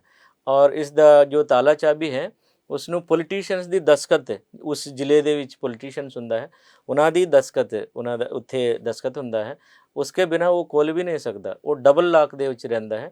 ਇੱਕ ਡੀਸੀ ਸਾਹਿਬਾਨ ਉਹਨਾਂ ਦਾ ਇੱਕ ਨੁਮਾਇੰਦਾ ਰਹਿੰਦਾ ਹੈ, ਡਬਲ ਲਾਕ ਵਿੱਚ ਰਹਿੰਦਾ ਹੈ, ਔਰ ਹਮੇਸ਼ਾ 24 ਆਵਰਸ ਸੀਸੀਟੀਵੀ ਕਵਰੇਜ ਰਹਿੰਦਾ। ਜੀ ਡਾਕਟਰ ਸਾਹਿਬ, ਡਾਕਟਰ ਸਾਹਿਬ ਇਹ ਦੇ ਬਾਰੇ ਤੁਸੀਂ ਈਵੀਐਮ ਦੇ ਬਾਰੇ ਚਾਨਣਾ ਪਾਇਆ ਬੜੇ ਸੋਹਣੇ ਤਰੀਕੇ ਦੇ ਨਾਲ। ਇੱਕ ਜਿਹੜਾ ਜਿਹੇ ਦੇ ਕੈਂਡੀਡੇਟ ਨੇ, ਕ੍ਰਿਮੀਨਲਸ ਵੀ ਚੋਣਾਂ ਲੜਦੇ ਨੇ, ਕਈਆਂ ਦੇ ਉੱਤੇ ਮੁਕੱਦਮੇ ਵੀ ਦਰਜ ਹੁੰਦੇ ਨੇ, ਕਈ ਬੜੇ ਬੜੇ ਤਰ੍ਹਾਂ ਦੇ ਉਹਨਾਂ ਦੇ ਕਿਰਦਾਰ ਹੁੰਦੇ ਹੈ। ਚੋਣ ਕਮਿਸ਼ਨ ਨੇ ਕਦੇ ਇਹ ਇਸ ਤਰ੍ਹਾਂ ਦੇ ਇਹ ਪੈਰਾਮੀਟਰਸ ਨਹੀਂ ਤੈਅ ਕੀਤੇ ਕੈਂਡੀਡੇਟਸ ਲਈ, ਜਾਂ ਕੀਤੇ ਨੇ ਵੀ ਕਿਹੜੇ ਚੋਣ ਲੜ ਸਕਦੇ ਆ, ਕਿਹੜੇ ਨਹੀਂ ਲੜ ਸਕਦੇ। ਸਾਫ ਸੁਥਰੇ ਉਮੀਦਵਾਰ ਚੋਣਾਂ ਦੇ ਵਿੱਚ ਆਉਣ, ਇਹਦੇ ਲਈ ਦੇਖੋ ਜਿਵੇਂ ਹਰ ਇੱਕ ਦੇ ਲਈ ਕਟੀਰੀਆ ਬਣਿਆ ਜਾਂਦਾ ਹੈ ਨਾ ਜੀ, ਕਿਉਂ ਨਾ ਫਿਰ ਇਹ ਲੀਡਰਾਂ ਦੇ ਲਈ ਵੀ ਜਦੋਂ ਆਉਣ ਤੇ ਕਟੀਰੀਆ ਬਣ ਤੇ ਆਟੋਮੈਟਿਕ ਉਹ ਛਾਨਣੀ ਦੇ ਵਿੱਚ ਛਣ ਜਾਣ ਵੀ ਦੇਖੋ ਜੀ ਕੋਈ ਦਾਗੀ ਨਹੀਂ ਹੋਣਾ ਚਾਹੀਦਾ, ਕਿਸੇ ਤੇ ਪਰਚਾ ਦਰਜ ਨਾ ਹੋਵੇ। ਕਈਆਂ ਦੇ ਐਡੇ ਐਡੇ ਕਰੋੜਾਂ ਦੇ ਘਪਲੇ ਵੀ ਹੁੰਦੇ ਨੇ ਤੇ ਉਹ ਵੀ ਚੋਣਾਂ ਲੜਦੇ ਨੇ। ਦੂਜਾ ਕ੍ਰਿਮੀਨਲ ਹੁੰਦਾ, ਤੀਜਾ ਇਹ ਪੈਸੇ ਦੀ ਤਾਕਤ ਨਾਲ, ਪੈਸੇ ਦੀ ਵਰਤੋਂ ਬਹੁਤ ਹੁੰਦੀ ਹੈ ਚੋਣਾਂ ਦੇ ਵਿੱਚ, ਤੇ ਵੋਟਰਾਂ ਨੂੰ ਭਰਮਾਉਣ ਦੇ ਲਈ ਗਲਤ ਹੱਥ-ਖੰਡੇ ਪਣਾਉਂਦੇ ਨੇ। ਤੁਹਾਡੀ ਤਾਂ ਵੀ ਤਿੱਖੀ ਨਜ਼ਰ ਹੁੰਦੀ ਆ ਉਹਨਾਂ ਦੇ ਉੱਤੇ, ਤੁਸੀਂ ਵੀ ਐਕਸ਼ਨ ਲੈਂਦੇ ਹੋ, ਇਹਦੇ ਬਾਰੇ ਥੋੜਾ ਜਿਹਾ ਸੰਖੇਪ ਦੇ ਵਿੱਚ ਚਾਨਣਾ। ਕਿਉਂਕਿ ਇਹ ਕ੍ਰਿਮੀਨਲ ਰਿਕਾਰਡਸ ਦੇ ਬਾਰੇ में, ਕ੍ਰਿਮੀਨਲ ਐਂਟੀਸੀਡੈਂਟਸ ਦੇ ਬਾਰੇ में ਸੁਪਰਮਾਨਯੋਗ ਸੁਪਰੀਮ ਕੋਰਟ ਵੱਲੋਂ ਬਹੁਤ ਵੱਡਾ ਆਰਡਰ ਦਿੱਤਾ ਨੇ ਜੀ ਪਿਛਲੇ ਕੁਝ ਸਮਾਂ ਤੋਂ ਪਹਿਲੇ। ਉਸ ਦੇ ਮੁਤਾਬਿਕ ਹੁਣ ਇਲੈਕਸ਼ਨ ਕਮਿਸ਼ਨ ਨੇ ਨੋਮੀਨੇਸ਼ਨ ਪੇਪਰ ਦੇ ਵਿੱਚ ਇੱਕ ਸਪੈਸ਼ਲ ਇੱਕ ਪ੍ਰੋਫਾਰਮਾ ਬਣਾਇਆ ਹੋਇਆ ਹੈ, ਫਾਰਮ ਨੰਬਰ 26 ਹੈ। ਉਹਦੇ ਵਿੱਚ ਕੈਂਡੀਡੇਟ, ਹਰ ਇੱਕ ਕੈਂਡੀਡੇਟ, ਉਹਨਾਂ ਦੇ ਉੱਤੇ ਕਿੰਨੇ ਕੇਸਿਸ ਹੈ, ਕ੍ਰਿਮੀਨਲ ਕੇਸਿਸ ਜਿੰਨਾ ਵੀ ਹੈ, ਉਹਨਾਂ ਦਾ ਵੇਰਵਾ ਦੇਣਾ ਪੈਂਦਾ ਹੈ ਜੀ। ਇਸ ਤੋਂ ਪਹਿਲੇ ਨਹੀਂ ਸੀ ਇਹ ਪਿਛਲੀ ਵਾਰ ਪਾਰਲੀਮੈਂਟ ਇਲੈਕਸ਼ਨ ਦੇ ਵਿੱਚ ਲਾਗੂ ਹੋਇਆ ਹੈ। ਉਸ ਨਾਟ ਓਨਲੀ ਉਹਦੇ ਵਿੱਚ ਲਿਖਣਾ, ਫਿਰ ਇਸ ਉਹਨਾਂ ਦਾ ਕ੍ਰਿਮੀਨਲ ਚਾਰजेस ਜਿਹੜੇ ਵੀ ਹੈ ਉਸ ਨੂੰ ਲੋਕਾਂ ਤੱਕ ਜਾਣਕਾਰੀ ਦੇਣ ਲਈ ਉਹ ਇਲੈਕਟ੍ਰੋਨਿਕ ਮੀਡੀਆ, ਪ੍ਰਿੰਟ ਮੀਡੀਆ ਦਾ ਰਾਹੀਂ 3 ਵਾਰ ਉਹ ਅਖਬਾਰ ਦੇ ਵਿੱਚ ਦੇਣਾ ਲਾਜ਼ਮੀ ਹੈ, ਜ਼ਰੂਰੀ ਹੈ। ਇਹ ਇੱਕ ਜ਼ਰੂਰੀ ਹੈ, ਮੈਂ ਦੁਬਾਰਾ ਕਹਿਣਾ ਚਾਹੁੰਦਾ, ਅਖਬਾਰ ਦੇ ਵਿੱਚ ਦੇਣਾ ਪਊ, ਅਖਬਾਰ ਔਰ ਇਲੈਕਟ੍ਰੋਨਿਕ ਮੀਡੀਆ ਦੇ ਵਿੱਚ ਵੀ ਮੇਰੇ ਤੇ ਇੰਨੇ ਪਰਚੇ ਦਰਜ ਹੈ, ਉੱਥੇ ਇੰਨਾ ਕੇਸਿਸ ਨੇ, ਇਹ ਉਹ ਚੱਲ ਰਹੇ ਨੇ, ਨਹੀਂ ਤਾਂ ਮੈਂ ਕਨਵਿਕਟ ਹੋ ਗਿਆ ਹਾਂ, ਨਹੀਂ ਤਾਂ ਕੋਰਟ ਦੇ ਵਿੱਚ ਚੱਲ ਰਹੇ ਹੈ। ਇਹ ਧਾਰਾਵਾਂ ਜਿੰਨਾ ਵੀ ਹੈ ਬਹੁਤ ਲੰਬਾ, ਬਹੁਤ ਬਰੀਕੀ ਦੇ ਨਾਲ ਇਹ ਫਾਰਮ ਇਲੈਕਸ਼ਨ ਕਮਿਸ਼ਨ ਵੱਲੋਂ ਬਣਾਈ ਗਈ ਹੈ। ਇਸ ਵਾਰ ਪਿਛਲੀ ਬਾਰ ਵੀ ਹੋਇਆ ਹੈ, ਇਸ ਬਾਰ ਅਸੀਂ ਫਿਰ ਪੂਰਾ ਜਾਣਕਾਰੀ ਲਵਾਂਗੇ ਔਰ ਲੋਕ ਵੀ ਜਾਣਕਾਰੀ ਲੈਂਦੇ हैं। ਬਹੁਤ ਇੰਟਰਸਟਿੰਗ ਗੱਲ ਹੈ। ਜਿਵੇਂ ਨੋਮੀਨੇਸ਼ਨ ਸ਼ੁਰੂ ਹੋ ਜਾਂਦਾ ਹੈ, ਸਾਡੇ ਦਫ਼ਤਰ ਦੇ ਵਿੱਚ ਘੱਟੋ ਘੱਟ ਹਰ ਦਿਨ 150 से 200 ਲੋਕ ਇਸ ਜਾਣਕਾਰੀ ਲੈਣ ਵਾਸਤੇ ਆਉਂਦੇ ਹੈ।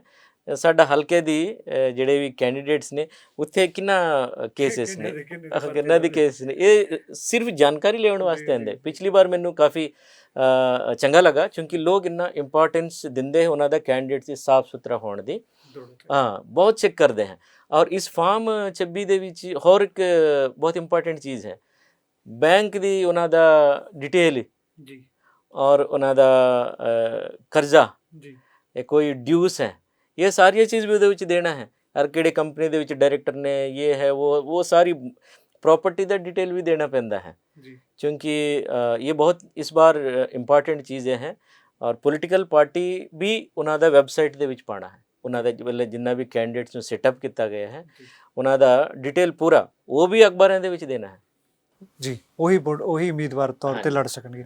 ਡਾਕਟਰ ਸਾਹਿਬ ਜਿਵੇਂ ਇਹ ਵੀ ਰਿਹਾ, ਦੂਜਾ ਤੁਹਾਡੇ ਲਈ ਬੜਾ ਚੈਲੰਜੇਬਲ ਇਹ ਵੀ ਹੁੰਦਾ ਕਿ ਸਿਕਿਉਰਿਟੀ ਦਾ ਪ੍ਰਬੰਧ ਕਰਨਾ, ਕਿਉਂਕਿ ਪੰਜਾਬ ਦੇ ਇਸ ਵਾਰੀ 2022 ਦੀਆਂ ਚੋਣਾਂ ਦੀ ਜੇ ਆਪਾਂ ਗੱਲ ਕਰੀਏ, ਹੁਣ ਤੋਂ ਹੀ ਸਰਗਰਮੀਆਂ ਸ਼ੁਰੂ ਨੇ, ਸਾਰੀ ਪਾਰਟੀਆਂ ਨੇ ਪਹਿਲਾਂ ਹੀ ਸਰਗਰਮੀਆਂ ਸ਼ੁਰੂ ਕਰ ਦਿੱਤੀਆਂ ਨੇ। ਹੁਣ ਇਸ ਵਾਰੀ ਤੁਸੀਂ ਅਮਨ ਤੇ ਸ਼ਾਂਤੀ ਨਾਲ ਚੋਣਾਂ ਕਿਵੇਂ ਕਰਵਾਓਗੇ? ਇਹਦੇ ਕਿਵੇਂ ਇਸ ਵਾਰੀ ਹਿੰਸਾ ਦੀਆਂ ਘਟਨਾਵਾਂ ਨਾ ਵਾਪਰਨ, ਕਿਉਂਕਿ ਪਾਰਟੀਆਂ ਬੜੀਆਂ ਹੋ ਗਈਆਂ ਹੁਣ। ਪਹਿਲਾਂ ਤਾਂ ਚਲੋ 1-2 ਤੱਕ ਪਾਰਟੀਆਂ ਹੁੰਦੀਆਂ ਸੀ, ਹੁਣ ਤਾਂ ਪਾਰਟੀਆਂ ਦੀ ਗਿਣਤੀ ਪਹਾੜੀ ਹੈ, ਤੇ ਅੱਗੇ ਨਾਲੋਂ ਕੀ ਜਿਹੜੇ ਗੁੰਡਾ ਤੰਤਰ ਵੀ ਬਾਹਰੋਂ ਆ ਕੇ ਕਿਤੇ ਨਾ ਕਿਤੇ ਪ੍ਰਭਾਵ ਕਰਦਾ ਹੈ, ਤੇ ਚੋਣਾਂ ਹਿੰਸਕ ਰੂਪ ਧਾਰ ਜਾਂਦੀਆਂ ਨੇ ਜ਼ਿਆਦਾਤਰ। ਤੁਹਾਡੇ ਲਈ ਬੜੀ ਚੁਣੌਤੀ ਹੁੰਦੀ ਹੈ ਹਰ ਵਾਰੀ, ਤੇ ਇਸ ਤਰ੍ਹਾਂ ਤੁਸੀਂ ਇਹਦੇ ਲਈ ਕੀ ਪ੍ਰਬੰਧ ਕੀਤੇ ਨੇ ਕਿ ਇਸ ਵਾਰੀ ਪੰਜਾਬ ਦਾ ਵੋਟਰ ਬੇਖੌਫ ਹੋ ਕੇ ਆਪਣੀ ਵੋਟ ਦਾ ਇਸਤੇਮਾਲ ਕਰ ਸਕੇ ਤੇ ਕੋਈ ਵੀ ਉਹਨੂੰ ਡਰ ਜਾਂ ਭੈ ਨਾ ਹੋਵੇ? ਇਲੈਕਸ਼ਨ ਦੀ 4-5 ਫੰਡਾਮੈਂਟਲਸ ਨੇ। ਇਲੈਕਸ਼ਨ ਸਾਫ ਸੁਥਰਾ ਔਰ ਪੀਸਫੁਲ ਔਰ ਨਿਊਟਰਲ ਹੋਵੇ ਔਰ ਸਾਰਿਆਂ ਨੂੰ ਇੱਕ ਲੈਵਲ ਪਲੇਇੰਗ ਫੀਲਡ ਹੈ, ਸਾਰਿਆਂ ਨੂੰ ਉਹੀ ਪੱਧਰ 'ਤੇ ਰਹਿਣਾ ਹੈ। ਇਹ ਨਹੀਂ ਵੱਡਾ ਲੀਡਰ ਹੈ ਤਾਂ ਉਹਨਾਂ ਨੂੰ ਕੋਈ ਹੈ ਔਰ ਛੋਟਾ ਇੰਡੀਪੈਂਡੈਂਟ ਹੈ ਉਹਨਾਂ ਨੂੰ ਵੱਖਰੇ, ਨਹੀਂ, ਦੋਨੋਂ ਸਾਡੇ ਵਾਸਤੇ ਬਰਾਬਰ ਨੇ। ਇਸ ਨੂੰ ਅਸੀਂ ਕਹਿੰਦੇ ਲੈਵਲ ਪਲੇਇੰਗ ਫੀਲਡ। ਔਰ ਤੀਸਰਾ ਸਿਕਿਉਰਿਟੀ ਵਾਸਤੇ ਤੁਸੀਂ ਜਿਵੇਂ ਕਹਿ ਰਹੇ ਹੈ, ਇਸ ਵਾਰ ਕੋਵਿਡ ਨੂੰ ਮੁੱਖ ਰੱਖਦੇ ਹੋਏ ਇਸ ਵਾਰ ਸੇਫ ਇਲੈਕਸ਼ਨ ਵੀ ਹੋਣਾ ਜ਼ਰੂਰੀ ਹੈ, ਕਿਉਂਕਿ ਕੋਵਿਡ ਦੀ ਥਰਡ ਵੇਵ ਦੀ ਸੁਗਬੁਗਾਹਟ ਹੈ, ਗੱਲਬਾਤ ਚੱਲਦੀ ਰਹਿੰਦੀ ਹੈ। ਸਾਡਾ ਡਿਪਾਰਟਮੈਂਟ ਸਿਹਤ ਮਹਿਕਮਾ ਦੀ ਨਾਲ ਤਾਲਮੇਲ ਕਰਦੇ ਹੋਏ ਪੂਰਾ ਤਿਆਰੀਆਂ ਕਰਦੀ ਹੈ ਔਰ ਸਾਡਾ ਸਟੇਟ ਦੀ ਚੀਫ ਸੈਕਟਰੀ ਸਾਹਿਬ ਨਾਲ ਆਲਰੇਡੀ ਇੱਕ मीटिंग भी मैंने उन्होंने रिक्वेस्ट किया, चीफ सैकटरी साहबान उन्होंने मीटिंग भी लिया है, पूरा तैयारियां जोरों पर है।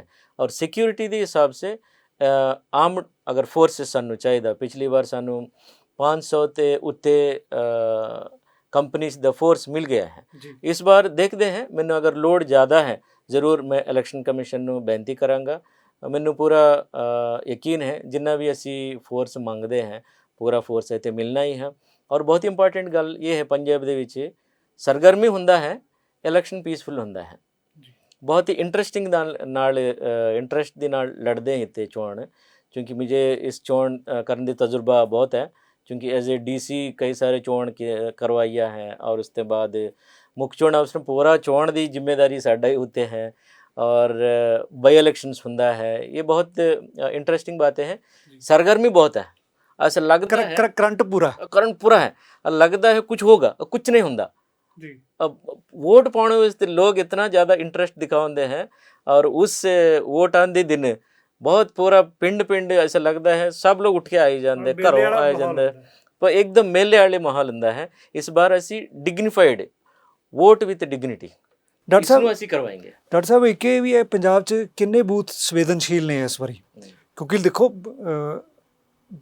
ਡਾਂਗ ਸੁੱਟੀ ਤਾਂ ਚੱਲਦੀ ਹੋਈ ਆ ਕਿਤੇ ਨਾ ਕਿਤੇ, ਦਾਰੂ ਪਿਆਲਾ ਵੀ ਚੱਲਦਾ, ਤੁਹਾਡੀ ਨਜ਼ਰ ਵੀ ਤਿੱਖੀ ਰਹਿੰਦੀ ਆ। ਗੱਲਬਾਤ ਜ਼ਰੂਰ ਚੱਲਦਾ ਹੈ। ਪਿਛਲੀ ਵਾਰ ਇੱਕ ਘਟਨਾ ਮੈਂ ਦੱਸਦਾ ਤੁਹਾਨੂੰ, ਸਵੇਰੇ ਵੋਟਿੰਗ ਸ਼ੁਰੂ ਹੋਇਆ, एक अमृतसर रूरल की घटना है, ये अमृतसर रूरल की घटना है। वहाँ कोई बंदा जोर से चिल्लाने लग गया, लेकिन 1950 मैं तो कहा सी उस तो कॉल आ गई सी सर इतने बंदा चिल्ला रहे। विद इन 5 मिनट्स जिला के कप्तान साहब उत्थे टीम भेजा है, बंदा ने चक्के लेके चल दिया। इस तरीका हुण सिस्टम हो गया है। साढ़े 90% ਦੇ ਉੱਤੇ ਬੂਥਾਂ ਦੀ ਵੈਬ ਕਾਸਟਿੰਗ ਲਗਾਇਆ ਸੀ, ਉੱਤੇ ਅਸੀਂ ਦੇਖ ਸਕਦੇ ਹਾਂ, ਸਾਡੇ ਦਫ਼ਤਰ ਵਿੱਚ ਬਹਿ ਕੇ ਦੇਖ ਸਕਦੇ ਹਾਂ। ਮਤਲਬ ਸਾਰੇ ਬੂਥਾਂ ਤੇ ਤੁਸੀਂ ਕੈਮਰਾ, ਸਾਰੇ ਬੂਥ ਕੈਮਰਾ ਰਹੂਗਾ, कैमरा रहेगा। इस पिछली बार ऐसे अंदर भी लगे, इस बार बाहर भी लगाने की मेरा प्लानिंग है, ताकि कोई भी इस नज़र तो बाहर नहीं जा सकते हैं। अगर जोर से भी बोला, मतलब कोई भी बूथ है संवेदनशील है चाहे नहीं है, वीडियोग्राफी प्रॉपर कंप्लीट वीडियोग्राफी होगा और वेबकास्टिंग होगा, लाइव वेखेंगे ਤੁਸੀਂ ਤੁਹਾਨੂੰ ਮੈਂ ਵੈਲਕਮ ਕਰਦਾ। ਕੋਈ ਵੀ NRI ਵੀ ਦੇਖ ਸਕਦੇ ਹੈ, ਸਾਡਾ ਮੈਂ ਲਿੰਕ ਵੀ ਦੇਵਾਂਗਾ ਤੁਹਾਨੂੰ। ਜਿੱਥੇ ਵੀ ਬੂਥ ਤੁਹਾਡਾ ਪਿੰਡ ਹੈ ਉਸ ਨੂੰ ਤੁਸੀਂ ਵਾਚ ਕਰ, ਮੇਰੇ ਨਾਲ ਤੁਸੀਂ ਮੇਰੇ ਪਾਰਟਨਰ ਬਣ ਜਾਓ और असी इलेक्शन करांगे। असी कोई चक्कर नहीं है, सब लोग मिल के करना है। CEO अकेले नहीं करते काम, पूरा साढ़े 2 करोड़ ਤੇ ਪ੍ਰਾਈਮ ਏਸ਼ੀਆ ਵੀ ਤੁਹਾਨੂੰ ਨਾਲ ਤੁਹਾਡਾ ਸਹਿਯੋਗ ਕਰੂਗਾ ਜੀ ਇਹਦੇ ਵਿੱਚ। ਬਹੁਤ ਬਹੁਤ ਧੰਨਵਾਦ ਸਾਹਿਬ। ਹਾਂਜੀ, ਅਸੀਂ ਮਤਲਬ ਤੁਹਾਡਾ ਕਹਿਣਾ ਕਿ ਘਰ ਬੈਠੇ ਤੁਸੀਂ ਆਪਣੇ ਪਿੰਡ ਦੀ VOTING ਦੇਖ ਸਕਦੇ ਹੋ, ਆਪਣੇ ਬੂਥ ਦੀ VOTING ਘਰ ਬੈਠੇ ਦੇਖ ਸਕੋਗੇ, ਤਾਂ ਕਿ ਕੌਣ ਵੋਟ ਪਾ ਗਿਆ, ਕੌਣ ਰਹਿ ਗਿਆ, ਜਾ ਰਿਹਾ ਹੈ, ਲੇਕਿਨ ਉੱਤੇ ਨਹੀਂ ਦੇਖਿਆ ਕਿ ਕੌਣ ਕਿੱਥੇ ਕਿਹਨੂੰ ਪਾ ਰਿਹਾ, ਹੁਣ ਹੀ ਦਿਖਾ ਰਿਹਾ ਜਾ ਰਹੇ। ਦੇਖੋ ਮੈਨੂੰ ਕੋਈ ਇਤਰਾਜ਼ ਨਹੀਂ ਜੀ ਜੀ। ਔਰ ਉੱਤੇ ਕਿੰਨਾ ਪੀਸਫੁਲ ਚੱਲ ਰਿਹਾ ਦੇਖੀ ਵੇਖੋ, ਔਰ ਤੁਸੀਂ ਮੈਨੂੰ ਕਮੈਂਟ ਕਰੋ, ਕ੍ਰਿਟਿਸਾਈਜ਼ ਕਰੋ, ਤੁਹਾਡਾ ਮਰਜ਼ੀ ਹੈ, ਮੈਂ ਕ੍ਰਿਟਿਸਿਜ਼ਮ ਵਾਸਤੇ ਖੜਾ ਹਾਂ ਤੁਹਾਡੇ ਸਾਹਮਣੇ ਜੀ। ਬਹੁਤ ਤੁਹਾਡਾ ਇਹ ਚੰਗਾ ਕਦਮ ਹੈ ਜੀ, ਜਿਹਦੇ ਨਾਲ ਘਰ ਬੈਠੇ ਹੀ ਪੰਜਾਬ ਦੇ ਲੋਕ ਆਪਣੇ ਆਪਣੇ ਹਰ ਇੱਕ ਜ਼ਿਲ੍ਹੇ ਦੀ ਆਪਣੇ ਆਪਣੇ ਬੂਥਾਂ ਦੀ ਦੇਖ ਸਕਣਗੇ ਵੀ ਉਹਨਾਂ ਦਾ ਗਵਾਂਢੀ ਵੋਟ ਪਾਇਆ ਜਾਂ ਨਹੀਂ ਆਇਆ, ਇਹ ਵੀ ਉਹਨਾਂ ਨੂੰ ਪਤਾ ਲੱਗ ਜਾਣਾ ਵੀ ਤੂੰ ਪਾ ਕੇ ਨਹੀਂ ਆਇਆ ਜੇ ਭਾਈ ਪਾਇਆ। ਇਹ ਵੀ ਇੱਕ ਚੰਗਾ ਰਹੂਗਾ। ਇਸ ਦੇ ਇਲਾਵਾ ਜੀ ਜਿਹੜਾ ਤੁਸੀਂ ਜਿਸ ਤਰ੍ਹਾਂ ਦੇ ਪ੍ਰਬੰਧ ਕਰਦੇ ਹੋ, ਦਾਗੀ ਕਈ ਪੁਲਿਸ ਦੇ ਵਿੱਚ ਵੀ ਸਵਾਲ ਉੱਠਦੇ, ਪਰ ਸਿਵਲ ਤੇ ਪ੍ਰਸ਼ਾਸਨ ਦੇ ਕੁਝ ਇਹੋ ਜਿਹੇ ਅਫਸਰ ਹੁੰਦੇ ਆ ਜਿਹੜੇ ਪੋਲੀਟੀਸ਼ੀਅਨ ਜਾਂ ਸਰਕਾਰਾਂ ਮੌਕੇ ਦੀਆਂ ਆਪਣੇ ਫਿੱਟ ਕਰ ਲੈਂਦੇ ਨੇ, ਉਹਦੇ ਲਈ ਤੁਸੀਂ ਕੀ ਪ੍ਰਬੰਧ ਕੀਤੇ ਨੇ? ਕਿਸ ਤਰ੍ਹਾਂ ਦਾ ਕ੍ਰਾਈਟੇਰੀਆ ਰਹੂਗਾ ਕਿ ਜਿਹੜੇ ਅਜਿਹੇ ਕਿਸੇ ਪੋਲੀਟੀਸ਼ੀਅਨ ਦੇ ਪ੍ਰਭਾਵ ਹੇਠ ਕੋਈ ਵੀ ਅਫਸਰ ਲੱਗਿਆ ਨਾ ਹੋਵੇ, ਚਾਹੇ ਉਹ ਪੁਲਿਸ ਪ੍ਰਸ਼ਾਸਨ 'ਚ ਹੈ ਜਾਂ ਸਿਵਲ ਪ੍ਰਸ਼ਾਸਨ 'ਚ ਹੈ, ਇਹ ਬਦਲੀਆਂ ਦਾ ਕਟੀਰੀਆ ਕਿਹੜੇ ਮਹੀਨੇ ਤੋਂ ਸ਼ੁਰੂ ਹੋ ਜਾਊਗਾ? ਹੁਣ ਬਦਲੀਆਂ ਦੀ ਸ਼ੁਰੂ ਹੋ ਗਿਆ ਹੈ ਜੀ ਹੁਣ ਇਲੈਕਸ਼ਨ ਕਮਿਸ਼ਨ ਦੀ ਇੱਕ ਕ੍ਰਾਈਟੇਰੀਆ ਹੈ ਜੀ ਕੋਈ ਵੀ ਕਰਮਚਾਰੀ ਜੀ ਆਪਣਾ ਖਾਸ ਕਰਕੇ ਵੱਡੇ ਵੱਡੇ ਲੋਕ ਆਪਣਾ ਹੋਮ ਜ਼ਿਲ੍ਹੇ ਦੇ ਵਿੱਚ ਨਹੀਂ ਰਹਿ ਸਕਦੇ ਔਰ ਉਹਨਾਂ ਦੇ ਉੱਤੇ ਕੋਈ ਕ੍ਰਿਮੀਨਲ ਕੇਸਿਸ ਨਹੀਂ ਰਹਿਣਾ। ਪਿਛਲੇ ਵਾਰ ਅਸੀਂ ਇਲੈਕਸ਼ਨ 2017 ਦੀ ਅਸੈਂਬਲੀ ਚੋਣ ਕਰਵਾਇਆ ਹੈ ਜੀ ਉਹ ਹੁਣ ਇਸ ਵਾਰ ਉੱਥੇ ਨਹੀਂ ਕਰੇਗਾ ਚੋਣ। ਰਿਸ਼ਤੇ ਇਲਾਵਾ ਜੀ ਉਹਨਾਂ ਦਾ ਕੋਈ ਰਿਸ਼ਤੇਦਾਰ ਚੋਣ ਲੜ ਰਿਹਾ ਹੈ ਜੀ ਉਹ ਪਹਿਲੇ ਇੱਕ ਡਿਕਲੇਰੇਸ਼ਨ ਦੇਣਾ ਪੈਂਦਾ ਹੈ ਜੀ ਅਫਸਰ ਸਾਹਿਬਾਨ ਇੱਕ ਡਿਕਲੇਰੇਸ਼ਨ ਦੇਣਾ ਪੈਂਦਾ ਹੈ ਜਿਸ ਡਿਕਲੇਰੇਸ਼ਨ ਦੇ ਵਿੱਚ ਇਹ ਜ਼ਰੂਰ ਕਹਿਣਾ ਹੈ ਮੇਰਾ ਉੱਥੇ ਇਸ ਤਰੀਕੇ ਕੇਸ ਚੱਲ ਰਿਹਾ ਹੈ ਜੀ ਮੇਰਾ ਰਿਸ਼ਤੇਦਾਰ ਹੈ उसने फिर उस तो कट देते हैं। बहुत बड़ा एक सख्त नियमावली है ਹੁਣ 1 ਤਾਰੀਖ ਤੋਂ ਫਿਰ ਲਾਗੂ ਹੋ ਗਿਆ ਹੈ। ਇਹ ਆਪਣੇ 1 ਨਵੰਬਰ ਤੋਂ ਤੁਸੀਂ ਸ਼ੁਰੂ ਕਰ 1 ਨਵੰਬਰ ਤੋਂ ਪੰਜਾਬ ਦੇ ਵਿੱਚ ਚੋਣ ਕਮਿਸ਼ਨ ਦਾ ਜਿਹੜਾ ਪ੍ਰੋਸੈਸ ਹੈ ਬਦਲੀਆਂ ਤੇ ਤਨਾਤੀਆਂ ਦਾ ਉਹ ਤੁਹਾਡੀ ਨਜ਼ਰ 'ਚ ਰਹੂਗਾ ਨਜ਼ਰ 'ਚ ਰਹੇਗਾ ਤੁਹਾਡੀ ਨਜ਼ਰ 'ਚ ਰਹੂਗਾ ਤੇ ਸਾਡਾ ਸਟੇਟ ਗਵਰਨਮੈਂਟ ਵੱਲੋਂ ਮੈਨੂੰ ਹਮੇਸ਼ਾ ਕੋਆਪਰੇਸ਼ਨ ਮਿਲਦਾ ਹੈ ਹਾਂ ਹਮੇਸ਼ਾ ਕਿਉਂਕਿ ਜਦੋਂ ਵੀ ਮੈਨੂੰ ਲੋੜ ਪਏ किसी अफसर ਨੂੰ शिफ्ट ਕਰਨ ਦੀ ਵਿਦਿਨ ਮੇਰੇ ਖਿਆਲ 'ਚ 5 ਮਿੰਟ ਹੈ 5 ਮਿੰਟ 5 ਮਿੰਟ 'ਚ ਉਹਨਾਂ ਨੂੰ ਅਸੀਂ ਬਦਲ ਦਿੱਤਾ ਹੈ। ਅਗਰ ਐਸਾ ਲਗਾ ਡੈਮੋਕ੍ਰੇਸੀ ਦੀ ਵਾਸਤੇ ਨਿਊਟਰਲਿਟੀ ਦੀ ਵਾਸਤੇ ਇੱਕ ਫੀਲਿੰਗ ਹੈ ਤੁਹਾਨੂੰ ਇਹੋ ਜਿਹਾ ਲੱਗਾ ਹੈ 5 ਮਿੰਟ ਹੈ 5 ਮਿੰਟ ਦੇ ਵਿੱਚ ਇਲੈਕਸ਼ਨ ਕਮਿਸ਼ਨ ਆਪਣਾ ਕੰਮ ਕਰੂਗਾ ਸਟੇਟ ਗਵਰਨਮੈਂਟ ਆਪਣਾ ਕੰਮ ਕਰੂਗਾ ਆਪਣਾ ਅਫਸਰ ਸਾਹਿਬਾਨ ਨੂੰ ਕੋਈ ਦੂਜਿਆਂ ਨੂੰ ਉੱਥੇ ਲਗਾਵਾਂਗੇ ਇਹਦੇ ਵਿੱਚ SSP ਵੀ ਹੋਗਾ या DC भी होगा कोई SDM होगा कोई भी होगा इलेक्शन के सामने सब लोग छोटा है इलेक्शन वोट के सामने सब छोटा है क्योंकि वोट तोड़ा बहुत बड़ा एक कानूनी अधिकार है इस अधिकार के सामने ऐसे बाकी सब चलेगा इस अधिकार में कोई आंच नहीं आ सकता है। डॉक्टर साहब एक मेरा आखिरी सवाल है खर्चा ਜਿਹੜਾ ਉਮੀਦਵਾਰ ਨੇ ਕਿੰਨਾ ਕਰਨਾ ਹੈ ਇਹਦੇ ਬਾਰੇ ਇਸ ਵਾਰੀ ਤੁਸੀਂ ਨਵਾਂ ਕਟੀਰੀਆ ਕੋਈ ਬਣਾਇਆ ਕਿੰਨਾ ਇੱਕ ਉਮੀਦਵਾਰ ਕਿੰਨਾ ਖਰਚਾ ਕਰ ਸਕਦਾ ਹੈ ਕਿਉਂਕਿ ਪੈਸੇ ਦੀ ਚੋਣਾਂ ਦੇ ਵਿੱਚ ਜਿਹੜਾ ਧਨ ਦੀ ਵਰਤੋਂ ਹੈ ਖਾਸ ਕਰਕੇ ਕਾਲਾ ਜਾਂ ਪੀਲਾ ਧਨ ਜਿਹੜਾ ਜਿਹਨੂੰ ਕਹਿ ਲਈਏ ਆਪਾਂ ਇਹਦੀ ਵੱਡੀ ਪੱਧਰ ਤੇ ਚੋਣਾਂ ਜਿੱਤਣ ਲਈ ਹਰ ਉਮੀਦਵਾਰ ਹਰ ਇੱਕ ਸੰਭਲੇ ਮਾਰਦਾ ਉਹ ਕਹਿੰਦੇ ਆ ਚੋਰ ਮੋਰੀਆਂ ਰਾਹੀਂ ਵੀ ਆਪਣੇ ਤਰੀਕੇ ਬਣਾਉਂਦਾ ਤੇ ਟੇਬਲ ਦੇ ਥੱਲੇ ਦੇ ਵੀ ਲੱਭ ਲੈਂਦਾ ਤੇ ਇਹ ਖਾਸ ਕਰਕੇ ਸ਼ਰਾਬ ਨਸ਼ਿਆਂ ਦੀ ਵਰਤੋਂ ਵੱਡੀ ਹੁੰਦੀ ਆ। ਇੱਕ ਤਾਂ ਖਰਚਾ ਕਿੰਨਾ ਰਹੂਗਾ ਇੱਕ ਉਮੀਦਵਾਰ ਕਰ ਸਕਦਾ ਦੂਜਾ ਇਹ ਨਸ਼ਿਆਂ ਨੂੰ ਰੋਕਣ ਦੇ ਲਈ ਤੁਸੀਂ ਕੀ ਪ੍ਰਬੰਧ ਕੀਤਾ ਹੈ? ਠੀਕ ਹੈ ਇੱਕ ਆਰੋਪ ਪ੍ਰਤੀ ਆਰੋਪ ਦੀ ਗੱਲ ਅਸੀਂ ਠੀਕ ਹੈ ਡਿਸਕਸ਼ਨ ਦੇ ਵਿੱਚ ਤੁਸੀਂ ਕਰ ਸਕਦੇ ਹੋ ਇੱਕ ਲੀਗਲੀ ਮੈਂ ਤੁਹਾਨੂੰ ਪੂਰਾ ਕੰਡੀਸ਼ਨ ਦੱਸਣਾ ਚਾਹੁੰਦੇ ਹਾਂ ਇੱਕ ਕੈਂਡੀਡੇਟ MLA ਚੋਣ ਲੜਨ ਵਾਸਤੇ ਤੁਹਾਨੂੰ ਚਾਹੀਦਾ ਇਸ ਤੋਂ ਪਹਿਲੇ 28 ਲੱਖ ਸੀ अपना कोविड ਨੂੰ ਮੁੱਖ ਰੱਖਦੇ ਹੋਏ ਕਿਉਂਕਿ ਖਰਚਾ ਮਾੜਾ ਜਿਹਾ ਵੱਧ ਗਿਆ ਹੈ 10% ਵਧਾ ਦਿੱਤਾ ਗਿਆ ਹੈ ਅਭੀ 30,80,000 ਦੀ ਹੈ ਮਤਲਬ ਇੱਕ ਉਮੀਦਵਾਰ 30,80,000 ਰੁਪਏ ਖਰਚ ਸਕਦਾ ਹੈ 30,80,000 ਖਰਚ ਕਰ ਸਕਦੇ ਹਾਂ 10% ਵਧਾ 28 ਲੱਖ ਸੀ ਇਸ ਤੋਂ ਪਹਿਲੇ ਉਸਨੂੰ 10% बढ़ा दिया गया है क्योंकि आज ਦੀ ਮਿਤੀ ਤੇ ਇਹ ਹੈ ਅਗਰ ਚੋਣ ਦੀ ਦੌਰਾਨ पहले इलेक्शन कमीशन और कोई चेंज कर दी वो वक्री गल है आज दी मिति तो ये है और जेडे भी चोण दी पहले मैं फिर उस वेले दी फिगर में जरूर तुहाडे राही सारी मीडिया दे राही लोगों को मैं दसदा और MP इलेक्शन वास्ते 70 लाख है प्लस 10% क्योंकि ये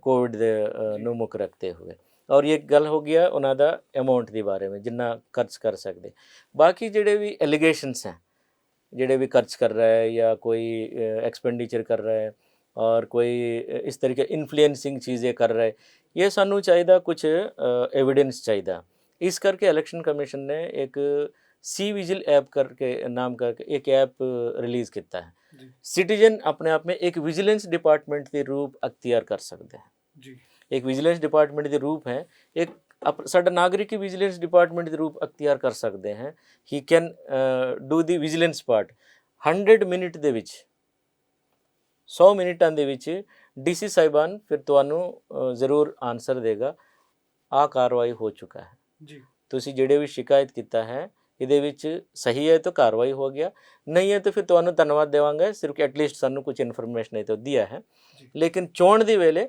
गलत जानकारी जरूर मत देना क्योंकि साडा महकमा पूरा काम दे विच लगे रहंदा है सही जानकारी दो 100 मिनट देखो 100 मिनट दे विच काम हो जाना तुहानू इन्फॉर्मेशन मिल जाना फटा काम हो गया ਪਿਛਲੀ ਵਾਰ ਇਲੈਕਸ਼ਨ ਦੇ ਵਿੱਚ ਸੀ ਵਿਜਿਲ ਦੀ ਰਾਹੀਂ ਤੇ ਮੋਹਾਲੀ ਦੇ ਵਿੱਚ ਮੋਹਾਲੀ ਉੱਤੇ ਇੱਕ ਅਸਲਾ ਵੀ ਫੜਿਆ ਗਿਆ ਹੈ, ਜੀ ਇੱਕ ਗੱਡੀ ਦੇ ਵਿੱਚ 골ਡ ਰੱਖਿਆ ਹੋਇਆ ਹੈ, ਜੀ ਜੀ ਸੋਨਾ, ਜੀ ਉਸ ਨੂੰ ਵੀ ਫੜਿਆ ਗਿਆ ਹੈ ਸਿਰਫ ਇਹ ਸੀ ਵਿਜਿਲ ਰਾਹੀਂ। ਇੱਕ ਉੱਤੇ ਮੋਟਰਸਾਈਕਲ ਦੇ ਉੱਤੇ ਇੱਕ ਸਾਡਾ ਨਾਗਰਿਕ ਖੜੇ, ਉਹਨਾਂ ਨੂੰ ਡਾਊਟ ਲੱਗਾ, ਜੀ ਜੀ ਉਹ ਫੋਟੋ ਭੇਜਿਆ ਸੀ ਸਾਡੇ ਕੋਲ। ਜੀ ਮਤਲਬ ਲੋਕੀ ਤੁਹਾਡਾ ਕੰਮ ਆਪਣੇ ਆਪ ਹੀ ਕਰ हाँ, ਦਿੰਦੇ एसएसपी साहब 5 मिनट्स है, एक नाका से लेकर दूसरी नाका चले गए, उन्होंने फड़ लिया गया है। एक नागरिक ने फिर एक फोटो भेजी ਸੀ ਉਹਦੇ ਵਿੱਚ। ਡਾਕਟਰ ਸਾਹਿਬ ਇਹ ਜਿਹੜਾ ਸੀ ਵਿਜੀਲੈਂਸ ਹੈ, ਹੁਣ ਨਸ਼ਿਆਂ ਦੇ ਉੱਤੇ ਗੱਲ ਆ ਜਾਂਦੀ ਹੈ। ਨਸ਼ਾ ਵੱਡੀ ਪੱਧਰ ਉੱਤੇ ਕੈਂਡੀਡੇਟ ਨੇ ਜਿਹੜੇ ਉਹ ਵਰਤਦੇ ਆ, ਨਸ਼ਿਆਂ ਤੇ ਕਿਵੇਂ ਤੁਸੀਂ ਨੱਥ ਪਾਉਣ ਦੀ, ਇਹ ਵੀ ਸੀ ਵਿਜੀਲੈਂਸ ਰਾਹੀਂ ਹੀ? एक सी विजिल भी है, एक ਸਾਡੇ ਕਾਫੀ ਸਾਰੇ ਟੀम्स लगे हुए ਨੇ, ਜੀ ਖਾਸ ਕਰਕੇ ਕੁਝ ਏਰੀਆ से ਹੋ ਜਾਣੇ ਬੇਟ ਏਰੀਆਸ ਵਗੈਰਾ, ਜੀ ਇੱਕ ਕੱਚਾ ਦਾਰੂ ਬਣਾਉਂਦੇ ਰਹਿੰਦੇ ਹਨ, ਜੀ ਉਸ ਨੂੰ ਨੱਥ ਪਾਉਣ ਵਾਸਤੇ ਫੜਨ ਵਾਸਤੇ ਕਾਫੀ ਸੈਂਕੜੋਂ ਦੀ ਗਿਣਤੀ ਦੇ ਵਿੱਚ ਟੀम्स ਬਣਦਾ ਹੈ, ਸਕੈਡ ਜਿਹੜੀ एक स्क्वाड्स बनता है, सैकड़ों रात भर घूमते रहते हैं। और हम लोग एक फुल HD कैमरा लगा के वैन्स तैयारी करके वैन्स इसी कंस्टिट्यूंसी विच घुमाने की प्लानिंग है, ਜੀ वो लगातार रात भर घूम के वेख्या जाएगा। उस फीड तुसी लाइव देख सकते हो, कितने मीटिंग चल रहे, किहड़े बंदा जा रहे, कोई गड्डियां जा रहे, हर चीज़ असी इस बार इस टेक्नोलॉजी वरतते हुए GPS उत्थे फिट करते हुए ये काम करेंगे। एक जीप ਦੇ ਉੱਤੇ ਕੰਪਲੀਟ ਇਸ ਤਰੀਕੇ ਕੈਮਰੇ ਲੱਗੇਗਾ, ਔਰ ਉਸ ਦਾ ਫੀਡ ਸਾਡਾ CEO ਦਫ਼ਤਰ ਵਿੱਚ ਰਹੇਗਾ ਔਰ DEO ਦਫ਼ਤਰ ਵਿੱਚ ਰਹੇਗਾ। ਰਾਤ ਭਰ ਤੁਸੀਂ ਵੇਖ ਸਕਦੇ ਹੋ ਉਸ ਕੰਸਟੀਟਿਊਂਸੀ ਵਿੱਚ ਜਿਹੜੇ ਵੀ ਕਾਰਗੁਜ਼ਾਰੀ ਹੋ ਰਿਹਾ ਹੈ, वो कंप्लीट देख सकते हो, वीडियो कंप्लीट लाइव देख सकते हैं। और इस बार इस तरीका नॉर्मली पंजाब ਦੇ ਵਿੱਚ ਗੱਲਾਂ ਬਾतें ਹੁੰਦਾ ਹੈ, ਲੇਕਿਨ ਹਾਂ ਐਵੀਡੈਂਸ ਘੱਟ ਹੈ। ਮੈਂ ਪੂਰਾ ਤੁਹਾਡੇ ਨਾਲ ਹਾਂ, ਤੁਸੀਂ ਮੈਨੂੰ ਜਾਣਕਾਰੀ ਦਿਓ।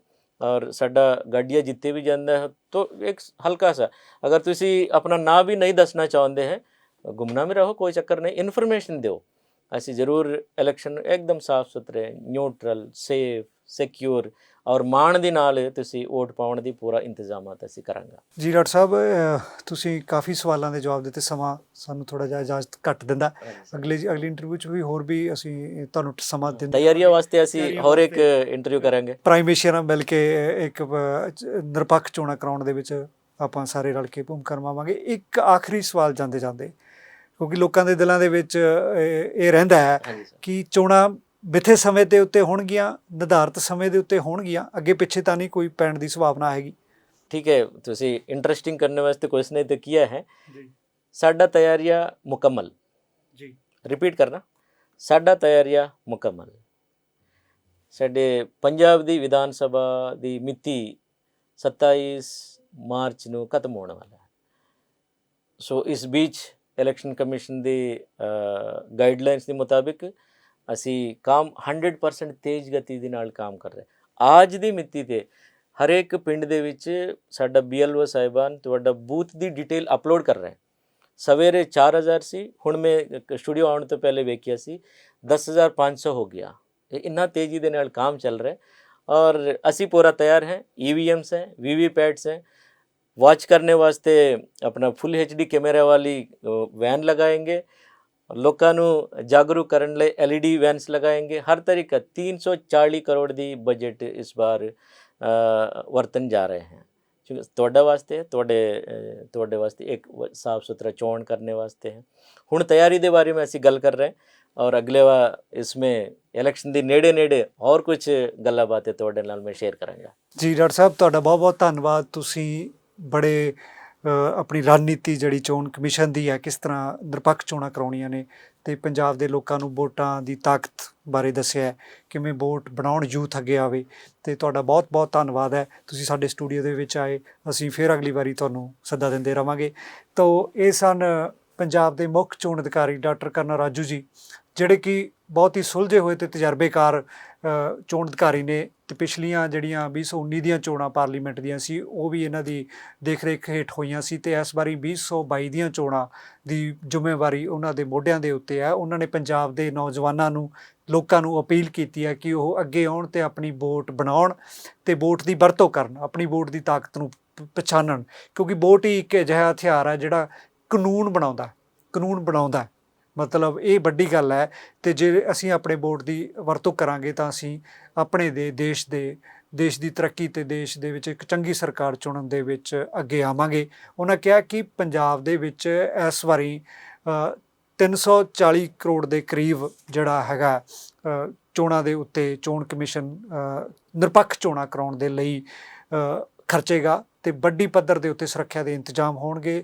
ਚਿੜੀ ਨਹੀਂ ਫੜਕਣ ਦਿੱਤੀ ਜਾਏਗੀ। EVM ਦੇ ਉੱਤੇ ਵੀ ਉਹਨਾਂ ਕਿਹਾ ਵੀ ਕਿਸੇ ਨੂੰ ਕੋਈ ਵੀ ਸ਼ੰਕਾ ਹੈਗੀ ਆ ਤਾਂ ਉਹ ਕੱਢਣ ਲਈ ਤਿਆਰ ਨੇ, ਪਰੰਤੂ EVM ਮਸ਼ੀਨਾਂ ਉਹਨਾਂ ਕਿਹਾ ਕਿ ਸੁਰੱਖਿਅਤ ਨੇ, ਕਿਸੇ ਵੀ ਤਰ੍ਹਾਂ ਦੀ ਉਹਦੇ ਵਿੱਚ ਉਹਨਾਂ ਨੇ ਸਵਾਲ ਤੋਂ ਇਨਕਾਰ ਕੀਤਾ ਤੇ ਉਹਨਾਂ ਕਿਹਾ ਕਿ ਭਾਰਤ ਦੇ ਚੋਣ ਕਮਿਸ਼ਨ ਦੀਆਂ ਹਦਾਇਤਾਂ ਦੇ ਮੁਤਾਬਕ ਸੂਬੇ ਦੇ ਵਿੱਚ ਚੋਣਾਂ ਜਿਹੜੀਆਂ ਮਿੱਥੇ ਸਮੇਂ ਦੇ ਉੱਤੇ ਹੋਣਗੀਆਂ, 2022 ਦੀਆਂ ਚੋਣਾਂ ਪੰਜਾਬ 'ਚ ਮਿੱਥੇ ਸਮੇਂ ਦੇ ਉੱਤੇ ਹੋਣਗੀਆਂ। ਤਿਆਰੀਆਂ ਲਗਭਗ ਪੂਰੀ ਸਪੀਡ ਦੇ ਉੱਤੇ ਚੱਲ ਰਹੀਆਂ ਨੇ। 1 ਨਵੰਬਰ ਤੋਂ ਸੂਬੇ ਦੇ ਵਿੱਚ ਬਦਲੀਆਂ ਦੀ ਚੋਣ ਪ੍ਰਕਿਰਿਆ ਵੀ ਚੋਣ ਕਮਿਸ਼ਨ ਵੱਲੋਂ ਸ਼ੁਰੂ ਕੀਤੀ ਜਾਣੀ ਹੈ ਤੇ ਇਸ ਦੇ ਨਾਲ ਹੀ ਤੁਸੀਂ ਦੇਖਦੇ ਰਹੋ ਪ੍ਰਾਈਮ ਏਸ਼ੀਆ TV, ਤੁਹਾਡਾ ਆਪਣਾ, ਤੁਹਾਡੇ ਲਈ।